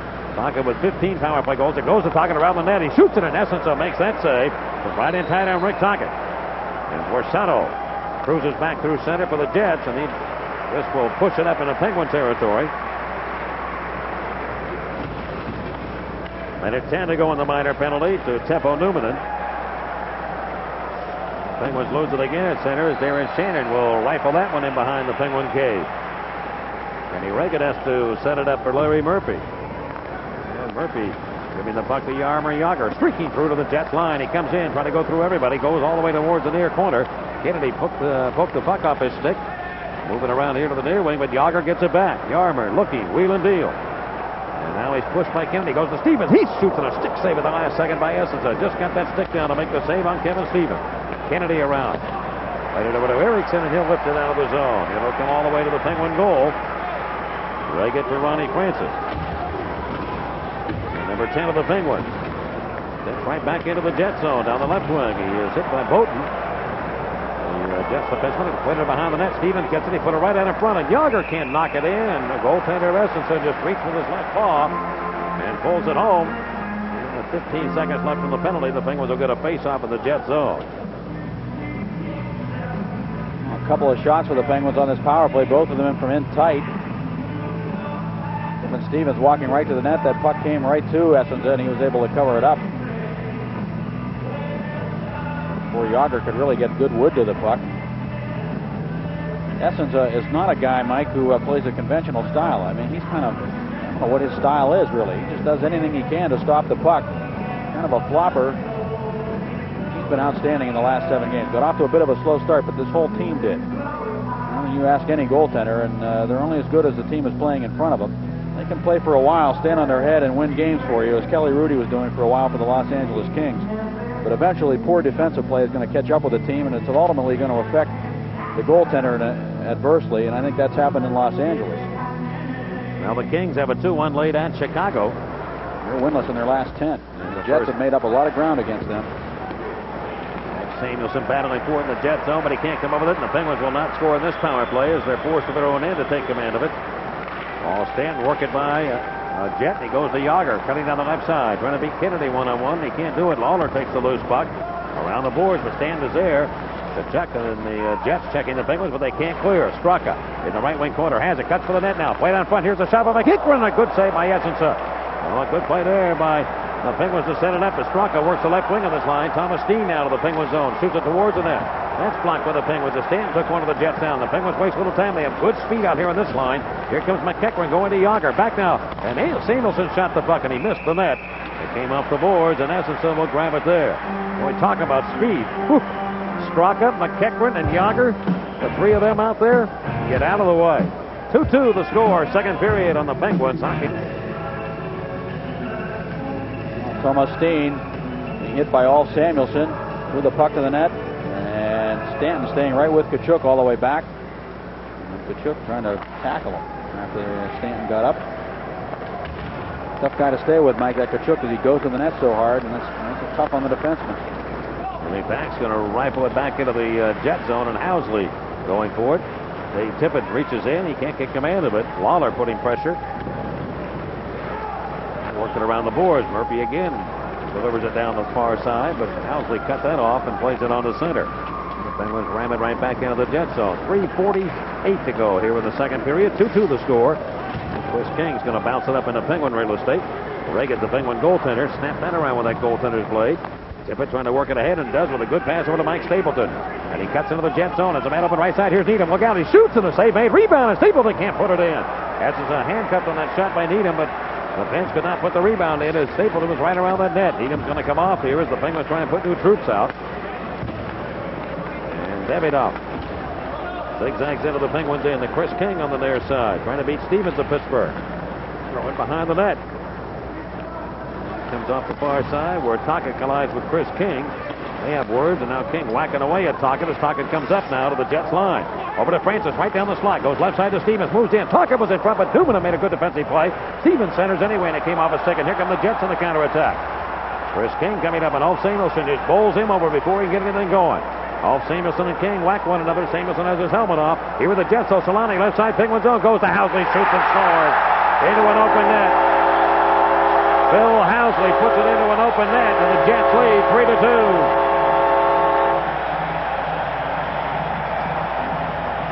Well, Mike, if Chris King's job is to get people off their game, just as Ulf Samuelson's job is to get people off their game, Chris King won the battle there. He whacked Tocchet all the way up ice, and then Ulfie, realizing that, came up and tried to hit King, tried to submarine him.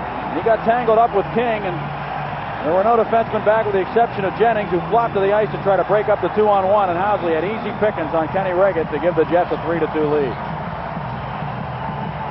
So Phil Housley puts the Jets in front for the first time tonight. Solani and Zamnov get the assist. I told you, we've seen some crazy games in this building over the years, and the Penguins off to that quick start. But now the Jets have come back and have taken the lead 3-2. And it's Housley with basically an empty netter. You really have to be conscious of where Housley is at all times, and those fourth and fifth guys coming up ice are the ones who really have to watch out for him coming late on the play. In that case, the Penguins had only one man back, Jennings, and he went down to try to block the centering pass. I'll tell you, look at the guy coming down the left wing. If you say, leave him alone one-on-one with a goaltender, that's not an easy chore with Solani.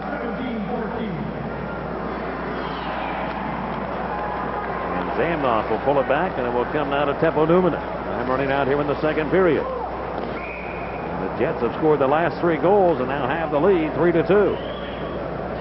Offside called against Winnipeg, trying to enter the Penguin zone from that face-off at center. And the linesmen tonight, Swede Knox and Jay Scher. Swede Knox, and the nickname for Ulf Samuelson of the Penguins, the guys call him Knox. It's in reference to him being Swede, Swedish, in reference to Swede Knox. They call him Knox. Perfect name for him, too, I might add. It fits. Now right from the face-off, the whistle sounds, and here's Tocchet, and he gets involved with Darren Shannon as they whack one another. Rick Tocchet and Darren Shannon. I think we're going to have penalties issued earlier, or maybe one, but Shannon and Rick Tocchet, and Tocchet comes over now, and he barks at Ron Hogarth, the referee. No, they got involved a little earlier. Remember that Shannon gave Kevin Stevens a little push after the whistle one time in front of the Penguins net. And Tocchet came over and said something to Shannon, so they've been getting involved here for a while in this game. Darren Shannon is the guy who went to the Buffalo Sabres along with Doug Bodger in exchange for Tom Barrasso, one of the great trades in Penguin history. I think Shannon's going to get the extra 2-minute minor. Tocchet hit him first. No, but it happened before that. You're right. It happened before that. I think Shannon will. Well, we'll wait and see what the announcement is. Rick Tocchet, 2 minutes for holding and 2 minutes for roughing. Nope. And to Winnipeg's number 34, Darren Shannon, 4 minutes for roughing. Time of the penalties, 17 minutes. Shannon gets a double minor for roughing, and Tocchet 2 for holding and 2 for roughing. Here it is right off the draw. They're tangled up. Shannon pushed Tocchet down from behind, so that started it. He had a stick. He held a stick. That's what he was getting caught for, holding a stick, and then he knocked him down. And they both get an extra 2 minutes for roughing. So they gave Shannon 4 for roughing. Well, you know, I think that's after the fact that he came back and was involved the second time. John Paddock has been around. He was with the Flyers organization for some time. Won the Calder Cup in the American Hockey League at Hershey. The 2 teams. Yeah, Hershey and Maine. Right. This is the play that resulted in the goal. The transition. Chris King coming up ice. All Samuelson came up and tried to submarine and did a pretty good job of it. Stopped him, but in the meantime, the Jets kept on coming. Samuelson tangled up, and the goal was scored on a 2-on-1. Well, if you're a forward, too, you got to be aware of that situation and get back. I mean, you've got to look at some other people that, you know, have to cover. I mean, that was at center ice. That was a good play by Alfie, actually. It just so happens that King saw Alfie coming and was able to keep the puck moving forward as he got hit by Al Samuelson. And sometimes, really, to be honest with you, you can't do anything about the bounce of the puck. I mean, sometimes it just goes against you, and it opens up like that, and it just magnifies any place where you might have been within range, but then it's just away from you. There's nothing you can do about it. Newman shoots it towards the net. Blocked here. Solani shooting. Then stopped by Reagan on the rebound. Cleared by Murphy, but not out. Down to the right side, it goes to Solani. He'll shoot it, and that was stopped. In front, Kachuk took a heavy check from Larry Murphy. And the Penguins break out. Jaromir Jagr trying to get the motor going. He was shut down. And here are the Jets now, stepping up the center, and Solani again rams it behind the Penguin goal. 3-2 Winnipeg here, late in period number 2. Larry Murphy of the Penguins finding Ulf Samuelson and push it up to Kevin Stevens with a pen. Looking right wing for Jagr. Jagr's in, but Eriksson shuts him down. And the Jets just return the puck to center ice. Stevens, the Penguin left winger. Stand out of McEachran, a heavy slap shot from way out, and Massett goes down to his knees to make the save on McEachran. We're down to 1:13 to go here in the second period, and the Penguins trail Winnipeg 3-2. Jets were down 2-0. They've rallied to score 3 times, and have scored twice in this second period. A long shot from the left point by Pack avoids Essensa and heads to the seats here at the Winnipeg Arena. Well, the one thing, go ahead. I was going to say Jimmy Pack had a good game yesterday too. A +2. He's +8 in his last 7. To say one thing about Winnipeg, it was mighty cold here today and has been. It's going to be cold tonight and tomorrow and for a long time, but it was sunny today. Oh, it's beautiful. Sunny. It's a beautiful day here. Yeah. Not many people walking the streets. But Kachuk has been effective, Mike, at going to the net. He has caused some problems by getting right in there. Murphy hammered him there. He should have got a penalty on the play. He's causing some problems for the Pens. He has a goal here by deflecting one in on a shot from the point. Here's the face-off of the Jets left wing circle, and they're in with a control. Andy Brickley on the center with less than a minute to go. Winding to the right side, the former Penguin Brickley playing on a line here with Brian Eriksson and Luciano Borsato. And Brickley again feeds it back to the right wing corner. After the Borsato is tied up by Stanton. Wrapped around back behind the net, and Jimmy Pack hauls it in. Back of the bench, delivers it up the center to Bob Erie, and he looks for Mullen. Good pass left wing. Here's McEachran coming down. He shoots, and it's deflected. I don't know if Newman got a piece of that or Essensa. Newman tried to get over and cut down the angle on McEachran, but it never got to the net. Borsato winds it down to Penguin territory with 20 seconds left in the period. Now Jim Pack banking up the sideboard to McEachran, who's coming on strong here in the late part of the second period. Kept on working with Bob Erie and Joey Mullen. And here's Housley now chasing after the puck into the Penguin zone down the right wing. Put it in front, and Reagan just delivers that. Banks it over to the far corner. The Jets put it in front. 1 second left. Time's running out. Brickley fires at the buzzer. And it's Reagan stopping the play and keeping the Jets off the board. Andy Brickley almost scored there as the buzzer sounded. So we play 2 here at Winnipeg at the end of 40 minutes of hockey. The score, the Winnipeg Jets 3 and the Pittsburgh Penguins 2 on the Penguins Hockey Network. Let's look at the scoring for the second period. And Keith Tkachuk scoring for the Winnipeg Jets, his 14th of the year. On a power play goal at 12:03 to make it 2-2. And then Phil Housley giving the Winnipeg Jets the lead at 17-14. Temo Solani and Zamnoff on the assist. So Solani has a couple of points here tonight. What's he got on the year now? 60 points for the rookie. And they lead 3-2 at the end of 2. They outshot the Penguins 16-11 in the second period of play. At one point, the Penguins were heavily outshot. The Jets had a lot of power play chances, but the Penguins did come back, but they couldn't score. Keith Tkachuk, is it? I think I'm calling him Tkachuk. Right. And I'm thinking back to my old days of Walt Tkachuk. Used to play for the New York Rangers many moons ago. Well, many moons. If the Penguins prevent a goal from being scored against them, a lucky winner will receive a $50 gift certificate, compliments of Sears Installed Home Improvements. And if a goal is scored against the Pens, a lucky winner receives a hat courtesy of KBL. And the $50 prize will be added to the next period until a shutout does occur. And we are going to add $50 to the pot. It goes to $250. And now Dale Adam of West Mifflin, PA, is going to get one of those absolutely stunning KBL hats that he'll be able to wear right around West Mifflin, out in the Keysport area, all around there. Take it over to the mall, the Century 3 there, Dale, and walk around with it. You'll be surprised how many people say, look, there's a KBL hat. Look at that. Earlier tonight, we talked to Scotty Bowman of the Penguins. We're at the halfway point of the season, and Scotty unfortunately lost his KBL hat. We'll have to get him another one. We'll be back on the Penguins Hockey Network. Playing the Winnipeg Jets, and this intermission, an opportunity to talk just over the halfway point to Coach Scotty Bowman of the Pittsburgh Penguins. And Scotty, in just kind of synopsis of what the team has done for the first half, I think we all know they're the #1 team, and your thoughts on it. Well, I think one of our major objectives at the beginning of the season was to try to get into maybe the top third of the league in goals against, and it's been a bit of a struggle, but lately we've kept the goals out of our own net, and I think we're running about 7th or 8th the last couple of weeks. And you know, for a team that has the offense that we have, we always figure that if we can keep the goals out in a respectable amount, we're going to win more than our share, and that's what we've been doing. You know, really, there's just no glaring weakness at all in this club. Of course, Mario Lemieux is out of the lineup, but everything seems to have been, you know, about the top rate. I mean, on all cylinders right now. Well, I guess we're like most teams. You're always wondering if you can sustain any injuries. We lost Shel Samuelson for 9 games, and we were fortunate. We won 6 of those 9, and then he only came back for a couple of games, and we often wonder when he even came back in those games how we ever played without him. And now we've lost him again probably for another 12 or 15 games, and that's a big loss for us. It's put a lot of work on the shoulders of our other defensemen, and they've responded very well. You never replace Mario. You just hope that the team tightens up and somebody rises to the occasion. Maybe now like Martin Straka, who's come in after playing 3 or 4 games very well with our farm team in Cleveland. You know, he might just be able to pick up the slack, and Kevin Stevens has picked up the slack, and with Ronnie Francis, he always seems to be able to come up with the big play. Scotty, I know you don't like to do this, but just take a look at your team with the Montreal Canadiens, the strong years, and the Pittsburgh team. Compare the likenesses and maybe the differences in the two teams. Well, the makeup is much different, but you know, over the last, I think it was 19 games of last season when we went on a bit of a roll. We won 12, I think, and lost 5 of them, and then we had a big playoff run. We've had an excellent start.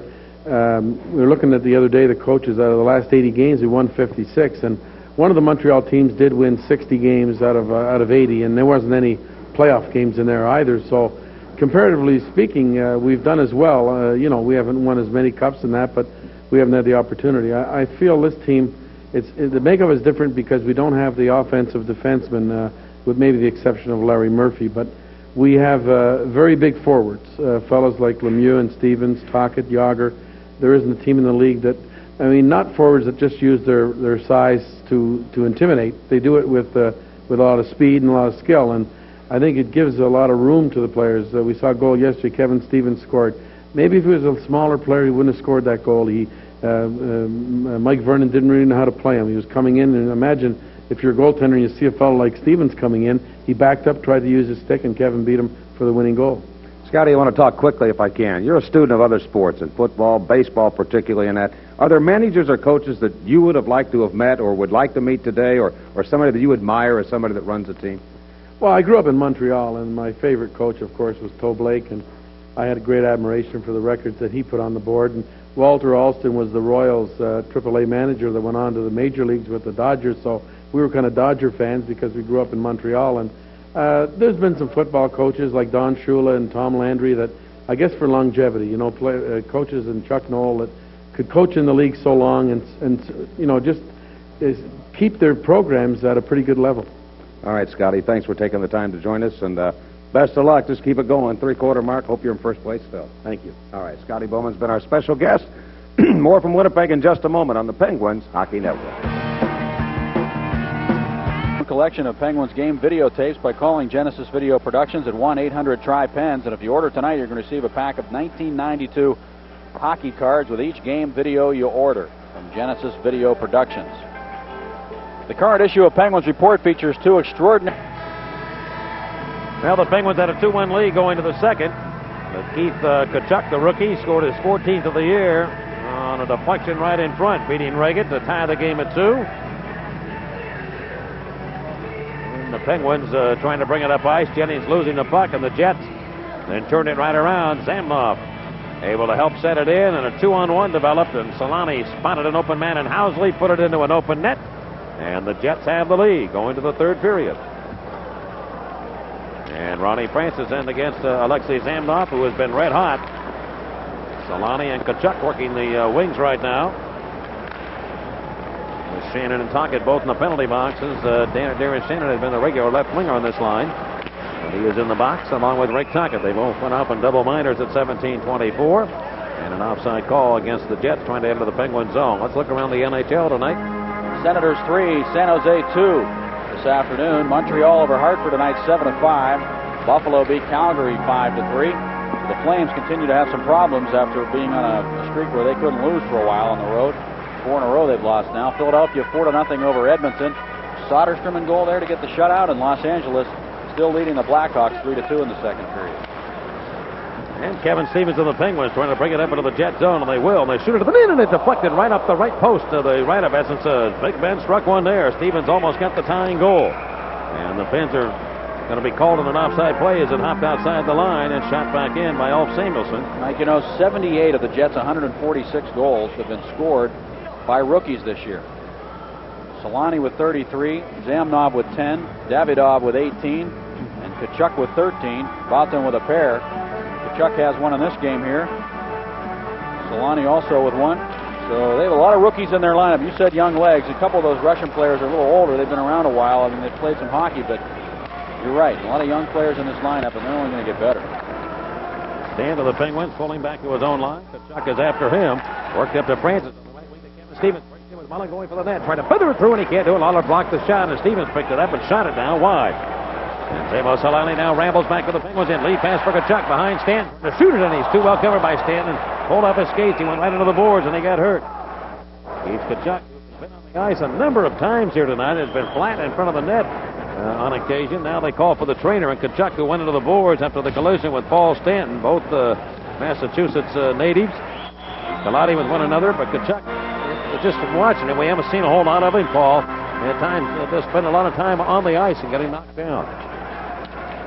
I'll tell you, he went to the net hard, and again, Stanton trying to stay with him and did a good job of riding him off the puck just as he got to the net.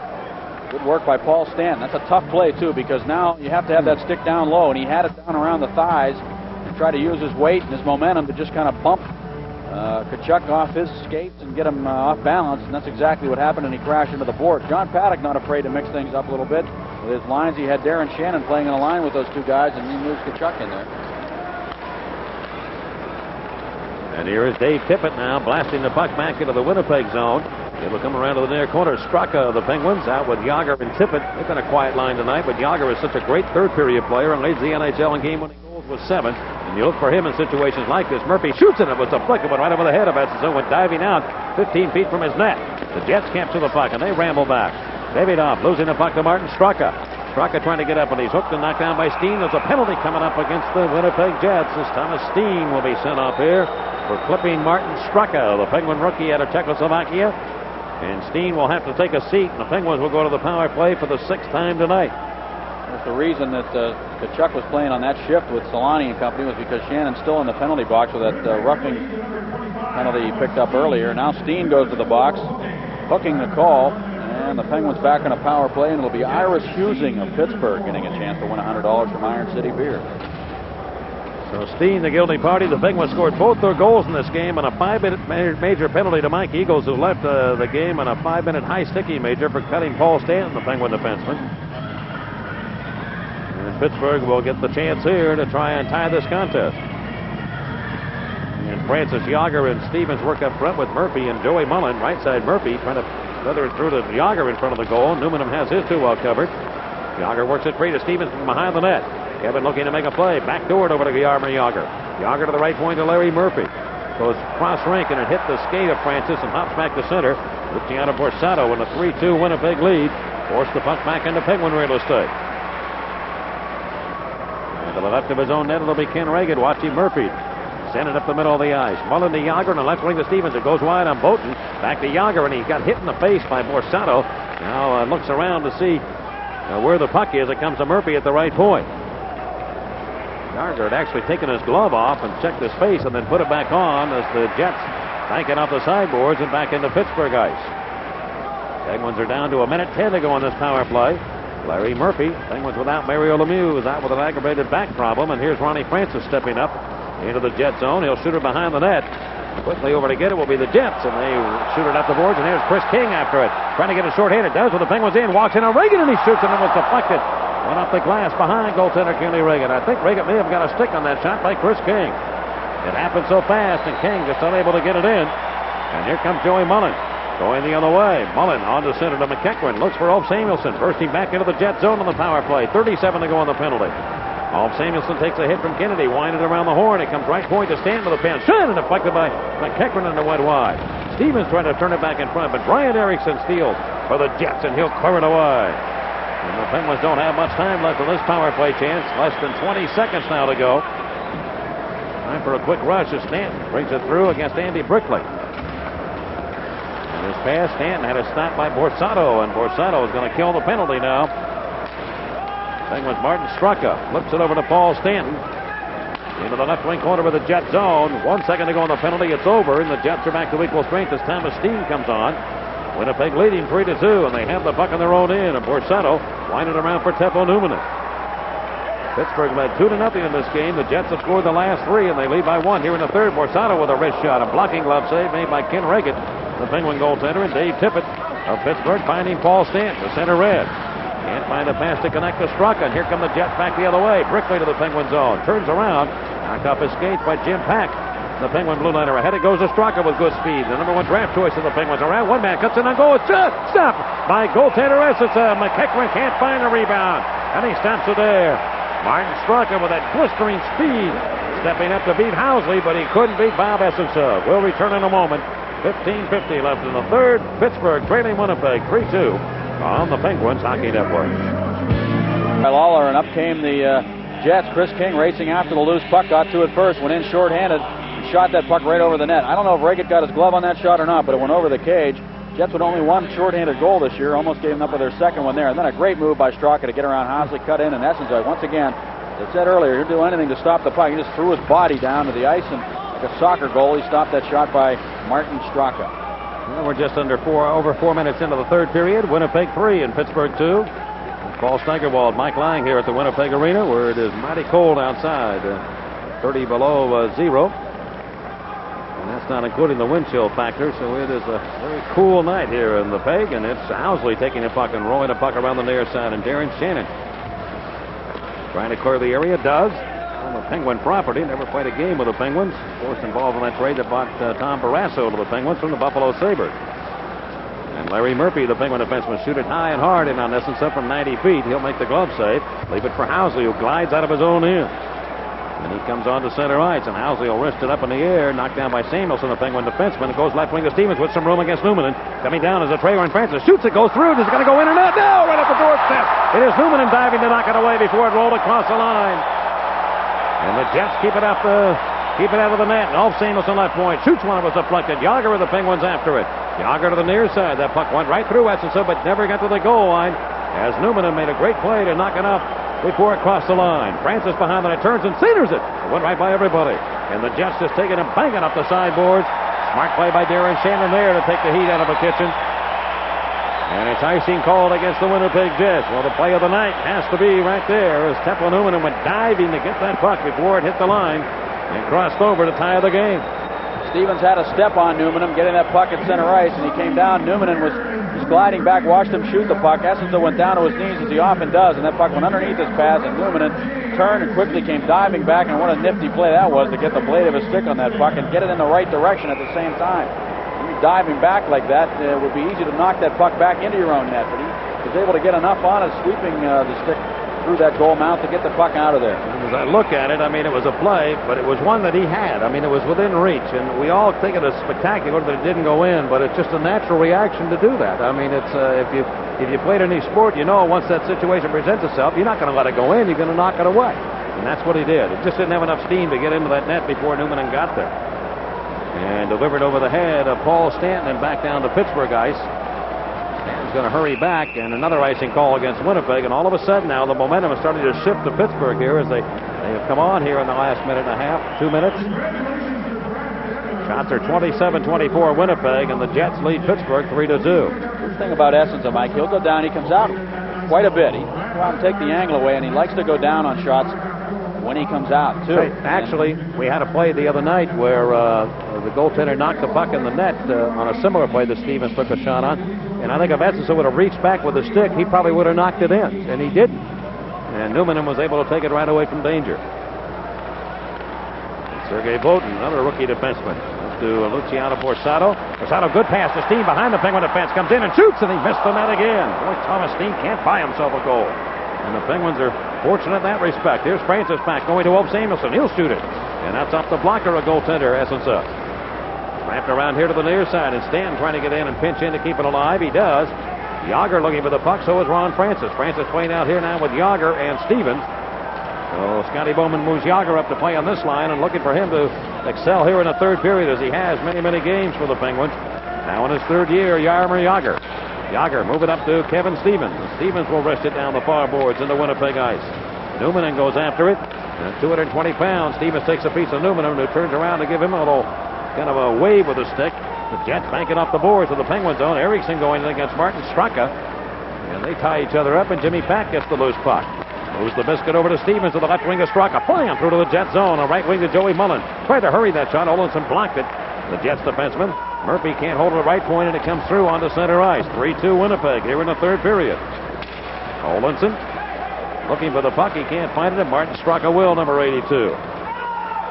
Shooting up the boards, and it caroms into the Jet zone. And goaltender Essenson play it to the near wing. Wrapped around to McEachran, who gets it in front of Straka, trying to knock it in. He is knocked right on his backside on a check by Chris King before he could shoot it. And here come the Jets now, storming out of their own zone. Frederick Olofsson wrists the puck into the far corner of the Penguins in. McEachran goes after it. He can't come up with it. King and Borsato, and they roll it in behind the Penguin goal. Reggett kind of shuffles that one over to McEachran. Collision behind the Penguin net between Davidoff and Jimmy Pack, and they're both back in play. And now Murphy settles in on the Penguin zone, giving the puck to his partner, Jim Pack. Pocket of the Penguins pressured, but he finds Tippett, who's out here working with McEachran and Tocchet. Dave Tippett kind of darted his way into the Jet zone, lost control of the puck. Davidoff back on the move, and a three-man rush to the Penguins in. He shoots it across, trying to get it in front for Shannon. He can't do it, and Tocchet hops out of his own zone for the Penguins. Rick Tocchet to Bob Erie, who will bank it into the Jets net area. Essenson leaves it for Phil Housley with 11:48 left here in the third period. Winnipeg leading 3-2. And Lawler of the Jets get it right behind his own goal. It comes to Housley. And back here to the near wing, and Mike Lawler, much traveled defenseman, up to Darren Shannon. And just pokes into the corner, and the Jets trying to protect the one-goal lead. And Reggett around the boards to Bob Erie. Penguin left winger who's been hot here of late. He is knocked down. Penalty coming up against Shannon for high sticking. Bob Erie, I believe. I think Solani's going to get this penalty. Is it? Yep. The referee, Ron Hogarth, over, and Shannon. Oh, it is Shannon. You're right. Shannon's coming over. He's being ushered over to the penalty box by Jay Shearers, the linesman. And the Penguins have the turkey back on the table. Let's see if they can tie it here. 3-2 Winnipeg on the Penguins Hockey Network. In this game, the Jets receive a 5-minute major penalty for high sticking. Earlier, the Penguins scored their 2 goals on a power play on a penalty to Mike Eagles. And this time, Darren Shannon will get a major penalty for clipping Bob Airy right into the right eye. And this is a game misconduct, and he drew blood and cut him. So the Penguins right now, again, with that, as I said, turkey on the table. Let's see if they can tie it. A big stream of blood flowing down the right side of the face of Bob Airy. And he'll go in and get some stitch work and come back. Bill Papuga of Johnstown has a chance to win $100 from Iron City Beer in our Iron Man Advantage contest. Bob Airy made a nice play on the boards. He knew that Darren Shannon was coming, and he looped back towards his own net, back towards the his own zone off the boards. Domi Kind of goes fooled Darren Shannon, Mike. He was going to line him up and hit him and try to take the puck over there on the boards, and Airy made a good play, and that's why Shannon was forced to try to get the stick into him and trying to stop him from skating away from him, and he got the stick into his face and cut him. And both of those major penalties were not intentional by any means, Shannon and Eagles, but they both resulted in major penalties and game misconduct. And now Pittsburgh has only been able to score with a man advantage, and they bring it up now to center, and Stevens to the right wing to Joey Mullen. Mullen and it's stripped away by Teppo Newman, and he'll bank it by Murphy with 11:08 to go here in regulation. The Jets lead Pittsburgh 3-2. Ronnie Francis back to pull it in. Delivers it left wing over to Rick Tocchet, and he scoots quickly to the Jets line. Trying to move in, and it's poke checked away. And Francis goes back and circles. Throw it to the right wing to Mullen. Dump it to the left wing corner, and Tocchet will chase after it. Goes to the left wing boards, left point to Francis. Now on the far side to Kevin Stevens. Back to Rick Tocchet. What's he going to do with it? Boughton trying to slow him down. To Stevens around the net. Kevin goes behind the goal out to Murphy, and he shoots it, and that missed the target. Around to the left point, Francis over in a hurry to keep it in. Throw it behind the net now to Joe Mullen. Back to Tocchet of the Penguins. He'll give it back to Slippery Rock Joe. And here to the left point, it will come to Ron Francis. Francis skates laterally now. Center point, looks, left side. Tocchet has it. Tocchet of the Penguins, top of the circle. Will not shoot it. He gives it to Francis, trying to run a screen on him. A shot by Francis hurt Borsato. He is down. Play goes on. Around the net, Stevens with a backhand shot. That stop made, and play is whistled down. And Luciano Borsato is down on the hard shot by Ron Francis. And Hogarth waited until the Penguins got that shot and then called the play. Tocchet gave it right to Francis, and then Francis took the shot, and Borsato was standing only about 4 feet away from him when that shot went off his foot. And this is the Penguins' 7th power play chance. They're now 12 for their last 31 on the power play on the road. And one of the reasons why they've had good success on the road has been their power play. And Borsato is in some pain. That went right off the instep. He's got a nice cut over the bridge of his nose, too. Borsato.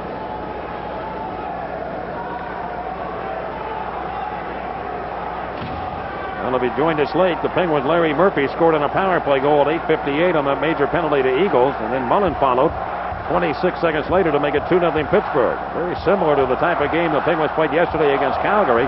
The Jets cut it to 2-1. The Jets tied it at 2 in the second, but they went ahead in the third, 3-2.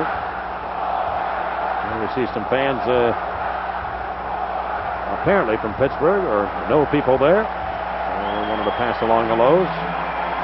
We are on our KBL Sports Network and on our radio network also on our simulcast. Borsato is going to head to the room.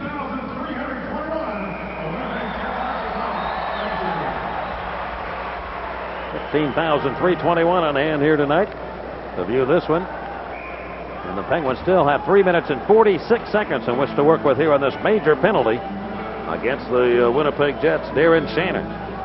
Face off to the right of Essensa. And this time Housley won the draw. Newman gave it away though to Tocchet behind the net. Tocchet feed it in front, and it comes off the stick of Essensa.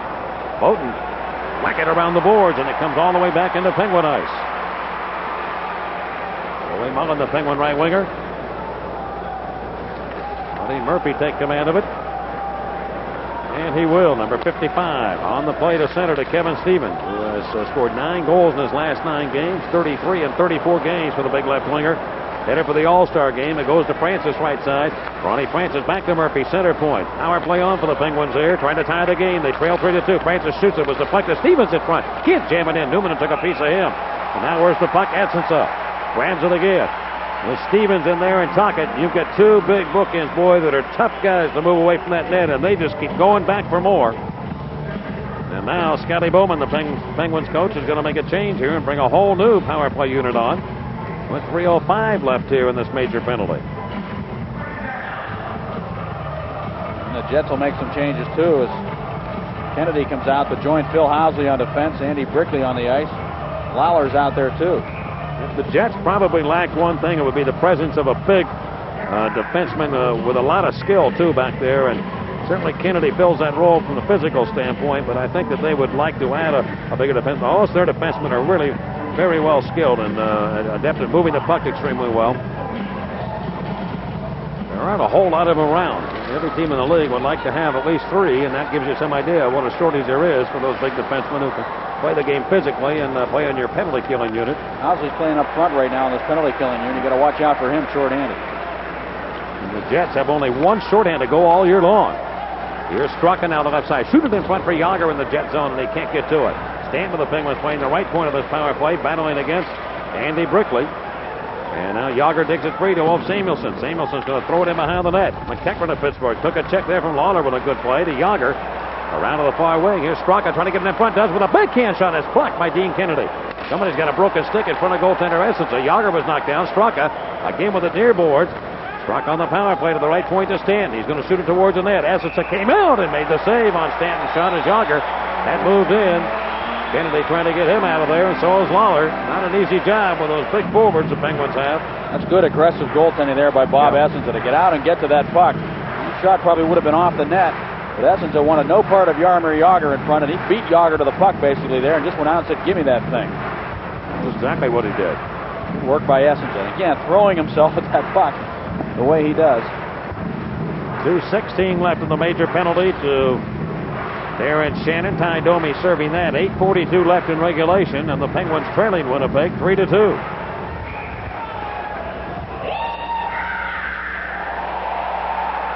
Ronnie Francis will be back out here with Stevens and Tocchet. They take a brief 1-minute rest. And a false face-off there. Murphy and Mullen will work the points. Shots are dead even now, 27 apiece.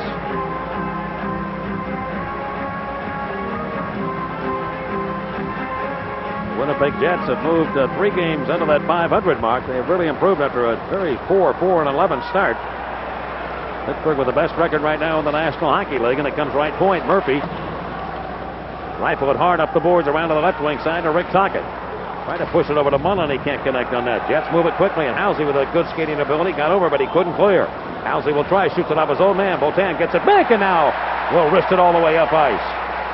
Kenny Reagan with 1:50 to go. A lot of times on power plays like this, you'll get that goal if you were to get one later on the later part of it. Here's Francis, or even just immediately after the penalty expires, because everybody just kind of gets a letdown towards the end of it. Here's Newman fighting for possession. Stevens in digging for it. It squirts free and comes to Brian Erickson, and he'll find that open space and shoot it up high. On the other hand, the Jets have only one shorthanded goal, but remember this, the Penguins have given up a league-leading 12 shorthanded goals. Ronnie Francis passing out right to Lawler's stick, though. Francis might be a little tired here. He comes back up on the right wing to Tocchet. Ahead to Jagr now. Brings it down. Goes to Stevens. He's right there. A shot. A heavy one. Missed the net. Jagr from behind. Bank it around in front. Loose there. Murphy diving. With a great play by Brian Erickson to clear it out of the area and back to the Penguin line. Big individual play by Brian Erickson. Now Jagr again rambles back into the Jet zone. One-on-one against Kennedy. Trying to pull it around him. He couldn't. He goes after it again. Jagr hammered by Brickley. Jagr still keeps coming. Stevens over there. Left point. And it's by Ulf Samuelsson. In on now with 50 seconds to go. In the penalty, Larry Murphy trying to get into the Jet zone. He is met by Borsato, who returns after being hit with that shot, and it goes to Dean Kennedy. Shorthanded to the Penguins in. He'll give it right away to Wolf Samuelsson, but remember the Penguins are back on their own end. The Jets are not unhappy with that. Borsato runs into Rick Tocchet. Jagger's going to come off. He has to get off the ice, and the Penguins trying to put new people out, but only a half a minute remains now in the penalty. Larry Murphy's tired right now, too, Mike. And flipped up to the far corner, and the Jets doing a tremendous job of keeping the Penguins off the board. And here comes a flying Straka. Man, can he motor down the right wing, going to the Jet zone. Pass into the slot. Borsato takes it. Can he clear? He does, and the Penguins have to get back onside. John McEachran going to Kevin Stevens. Pull it around to Straka, left side. Moves in. McEachran's in front. Goes to Stevens. His shot stopped by Essensa right in front. Bobby Essensa. Big save there.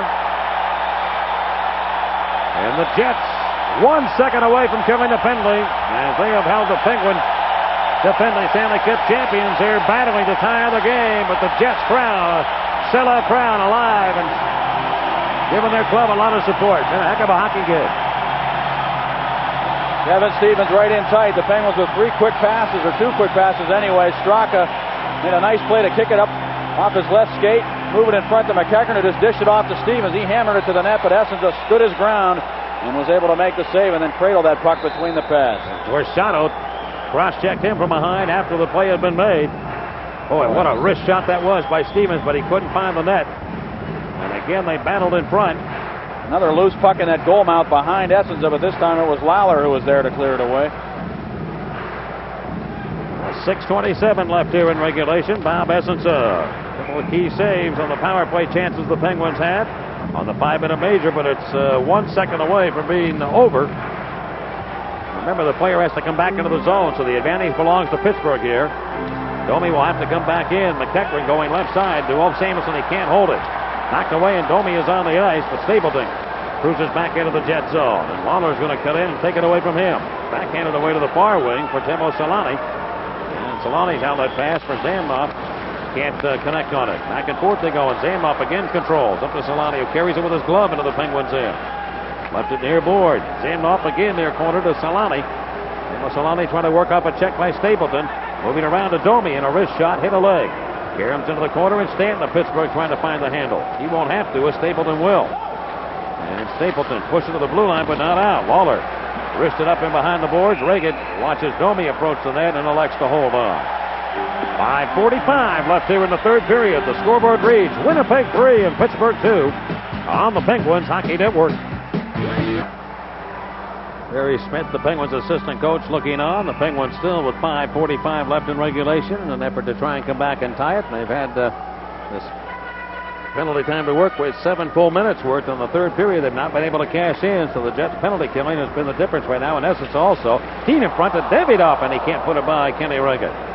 Now, Davidoff turns out of traffic and throw it into the far corner of the Penguins there.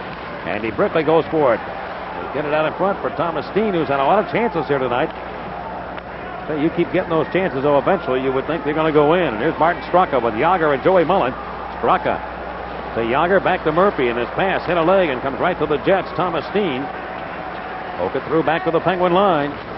Scotty Bowman, I think, using a pressure player here at Straka. The Penguins played yesterday afternoon, and King now rambles back into the Penguin zone, stopping and shooting the puck. That misfired. Lawler off the left wing side, drills it right to the net, and Reagan makes that save. And Murphy trying to get it to Yager. On the left wing to Mullen, the pass was too hard. And Dorsado will capture it for the Winnipeg Jets. Cuts down the left wing in the Penguins end. His wrist shot off the blocking glove of Reagan. Still in play, though, in the Penguin zone. Poked around to the left wing corner, and Dorsado again chases after it. Murphy trying to tie him up. Stevens and the Penguins can't find it. King in digging for it for the Winnipeg Jets. And now Stevens wrists the puck around the boards, and Mullen lets it go off the wood, and it goes to center red. 4.5 to go in regulation. 3-2 the Jets lead, and Murphy looks really tired right now, the Penguin defenseman. Having a tough time getting that extra little win. Pocket on the play. Murphy just comes to the bench exhausted. And a shot by Stevens hit a leg. Karam's in behind the Winnipeg goal. Francis of the Penguins digs it free. Tockett's in front. Can they get it to him? They can. Simnoff has it for the Jets, and out to Kachuk. And laying up the boards for Solani, but it's just behind him as Ulf Samuelsson moved in to break up that attack. Tocchet forced it right back into the Jets here. Stevens muscling into the Jet zone, but Sergei Botan, up ahead, it goes to center to Solani. On right wing is Zamov. He's into the Penguin zone. Look out, got a man open left side, and Tocchet made a defensive play to break up that pass intended in the left wing for Kachuk. Innings of the Penguins going to Francis. Moved up into the Jet zone, and Stanton now is going to flip it into the area, and the Penguins are off. The late offside coming up here. It'll be waved off as Housley carries it out. His pass to Solani, trying to beat Jennings, and Jennings will haul him down as they go into the zone. Play continues in a 3-2 Winnipeg lead with 3.5 to go in regulation. He was involved in a 3-2 game yesterday against the Calgary Flames. They won that one, scoring late in the third period, and now the Jets enter the Penguin zone, and they are offside.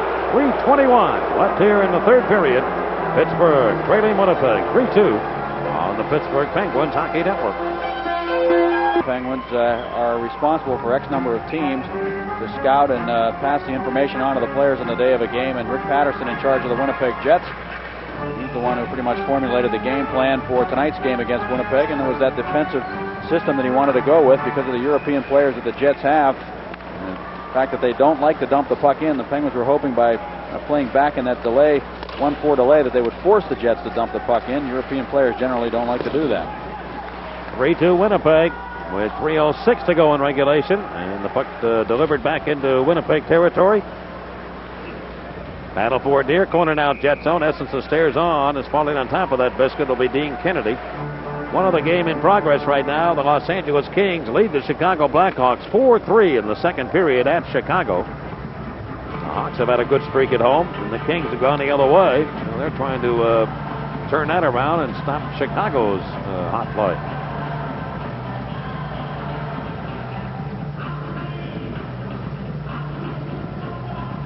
Samuelson. Now the Pens are going to go with a little different look here with this face-off in the Jets in. They're going to let Samuelson come off and put Joey Mullen to play the left side of the fence here with Murphy at the right side. Scotty Bowman using all of his offensive tools here to try and tie this game with a face-off, and the Jets in with 2:58 left. And they drop it, goes right point. Here's Mullen. Murphy shooting the puck, and it's gloved by Essensa. He got that left paw up and made the save. Well, Ronnie Francis helped control that draw, and the Penguins did get the shot to the net, but Essensa gloved it and held on, and will do it again. Francis using his skates again to kick that puck out of there on the face-off circle, tying up the stick of Steen, turning, and he got some help too from Kevin Stevens, who jumped in there to work the puck back to Murphy, and Murphy got the quick shot off, and Essensa was able to glove it. And here they go again. This time the Jets. Sergei Boutin now moving to the left of his own goal. Hurries it up to King, who feathers it up to Thomas Steen. Steen of the Jets used on that face-off, and he's going to go to the bench now as Brian Erickson comes on. And we are under 3 minutes left in regulation. 3-2 Winnipeg. Pittsburgh trying to get a tying goal giveaway by Joey Mullen. A rare one there. Borsato comes up with the puck, going back behind the Penguin net. Turns around. Unable to make a play is Rick Tocchet.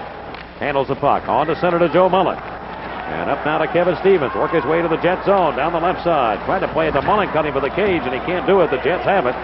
Borsato again up to Erickson. Streaking to the Penguin zone. A right side pass to Borsato, and Murphy taps that away. And the Penguins might have a chance here if they get command of it. They do. Stevens, left side, coming wide on Housley. Going down. Mullen's in the slot, but he can't get it to him. Tocchet follows on. Mullen around to the left point to Ulf Samuelson.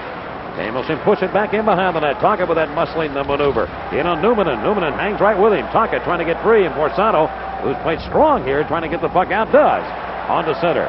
Luciano Borsato was dead tired at the tail end of that shift. He did a good job of getting the puck out of his own zone. Down to 1:45 left. Murphy taken back into the corner, and he cleared it to center, but Timo Solani now skates it back into the Penguins end. Straka knocked him down. Solani in a 3-2 Winnipeg lead. Goes behind the net. He threw it in front of the goal. It comes free, and Tkachuk now takes a slap shot that's deflected and up into the seats. I would not be surprised to see Scotty Bowman maybe call a timeout here. The only reason I'm saying that is you got some tired players out there. Murphy's going to come over. I'll tell you, Mike, I'm not surprised that Scotty Bowman eventually went to that procedure of using Joey Mullen actually in a point situation with Francis taking the draw, but what he really wanted was Ronnie Francis to move back and play defense after that face-off, and if the Jets were to come up ice with the puck, and that's exactly what happened. He had Ronnie Francis back playing on the blue line. And I know Scotty's looking for help on defense. It's kind of interesting to see him eventually decide to use a forward back there. And Scotty has. I'll tell you what he did. He got an extra 30 seconds out of that play because he waited and waited and waited, did not make the line move and change. So he got an extra 30, 45 seconds out of that situation.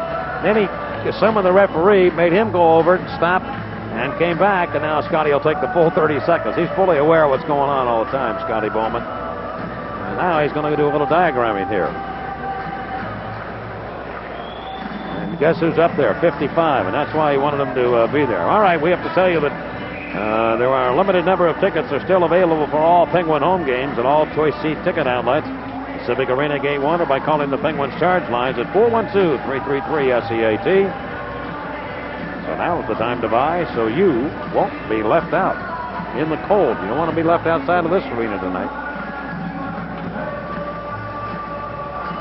With the wind chill factor, it's probably about 40 50 degrees below 0 Fahrenheit.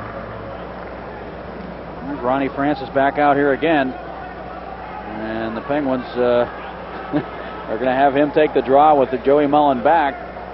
With a minute 31 left here. Well, on a point man, you know, Ronnie Francis plays the point anyway on the power play, so he's accustomed to backing off and playing like a defenseman when the other team is coming up ice, so it's not an unusual situation for Francis. 3-2. The Jets before a sellout crowd here at home tonight, trying to beat Pittsburgh, and the Penguins trailing 3-2. In essence, and the Penguins put it back in. In essence, now will stop it, looking for Reagan to dart off here. The time running out, but he has to go back to the net now as Tkachuk brings it on the center. It'll be Kevin Stevens now back into the Jets zone. And here comes Reagan off. He heads to the bench. The extra attacker will come on. They ram Stevens hard against the boards. Up with the Tkachuk. He is hit by Francis. Penguins trying to keep it in. Francis made the move to hold that puck in for a moment. Tocchet is after it. Where's the puck? And a hurt player, Tkachuk, who ends up on the ice again. And Stevens to the left of the Winnipeg goal is flat on his stomach. Keith Tkachuk has really been bounced around. I'll tell you, they've hit him so hard, his kids are going to be born dizzy tonight. John Paddock stares on. Well, this is where the battles really take place, and especially late in a game like this where you're trying to move that puck out, as the Jets were in that situation, and Tkachuk was fishing for that puck along the boards, and Ronnie Francis really nailed him from behind. Not into the boards, but coming down the boards. He knocked him down. Stevens was knocked down by Teppo Numminen, and Numminen was whacking him with a stick, too, around the net. And in fairness, the way the game has gone, I think it's pretty evident that the referee, Ron Hogarth, is going to let things go the rest of the way. So if you can take that little edge and try and get away with it. 1 minute and 1 second to go, 61 ticks in regulation, and Pittsburgh trailing 3-2. If you saw that replay there, Mike, you could see that Tkachuk had turned his shoulder just as Ronnie Francis arrived. He would have hit him from the side, and he didn't see him coming in any case, but he turned about a split second before Francis made contact. All right, Francis, Yager, Tocchet, Mullen, Stevens, and Murphy. The only defenseman is Murphy. And the Jets will employ Steen to handle the draw against Ronnie Francis. Numminen and Housley will be the two defensemen. Borsato, who's had a strong game, with Andy Brickley out here. 3-2 Winnipeg. Face off to the left of goaltender Bob Essensa. The fact that Brickley is out here says a lot of what John Paddock feels about his ability late in the game. And here's the draw. They bounce it around the circle to the left of Essensa. Who's going to get it? The Jets have it, and they play it up the boards, but it hops right back to the Penguins on a weird bounce. And Francis drives into the left wing corner. Tocchet and Yager both go for it. Yager trying to put it around to Mullen. He will. Mullen lost it to Steen, but he gets it back behind the net. Stevens now will take it from him. Stevens trying to put it out in front. Can't do it. To Mullen. Goes to Stevens. Turns it around in front. Yager just missed there. Now Murphy on the right side. Larry Murphy. Shoot it back around to the far side. 37 seconds to go in regulation. From behind the goal, Yager's after it. He'll tap it around to Murphy of the Penguins, looking for room. He cuts in deep now, swing it back, but right to Andy Brickley. And Brickley of the Winnipeg Jets plays it softly off the board. It'll be back into Penguin ice, 23 to go. Penguins may have missed their best chance. 20 seconds left. They got to hurry. Tocchet will belt it in, and he goes around to the left wing corner. Mike Lawler goes after the puck. Lawler flip it up over the head of Yager. And it appears though the Jets, well, we still got time as an icing call will be called here. Murphy back to touch it. Icing call with 7 seconds left, exactly. Well, if that puck had not been an icing call, it would have resulted in the Jets running the clock out, but the Penguins have one more crack at it. And by lifting it up in the air, Lawler really didn't want to send it the length of the ice. He was just trying to lay it softly back to the neutral zone. He got too much on it, and it went all the way up ice, and Murphy went back and made the touch. I actually tell you, he was in a position where I think he made the right play, regardless of the icing call, because the Penguins were coming. They were buzzing like bees around a hive, and he made a good move. He'll have to fight it off. Now the Penguins have to be perfect to get the tying goal. Whereas if they keep that puck in, they had some extra seconds to work with there and a chance to score. Now they've got to make the perfect play. They've got to win the draw and get the one good or possibly two and a rebound chance to tie it against Essensa with 7 seconds left here in regulation. And the Jets have called timeout, and that actually I think will help the Penguins a little bit here. Well, they had good opportunities, Paul, the first 30 seconds with the goaltender pulled him with 1:01 left, and they just could not convert. Yager had a chance in front, but he fanned on it. And so we'll see what happens. And don't you think 66 would make a difference here in the Penguin lineup? But that's not the case. He's out with an aggravated back problem, and so the Penguins will try and convert and send the game to overtime.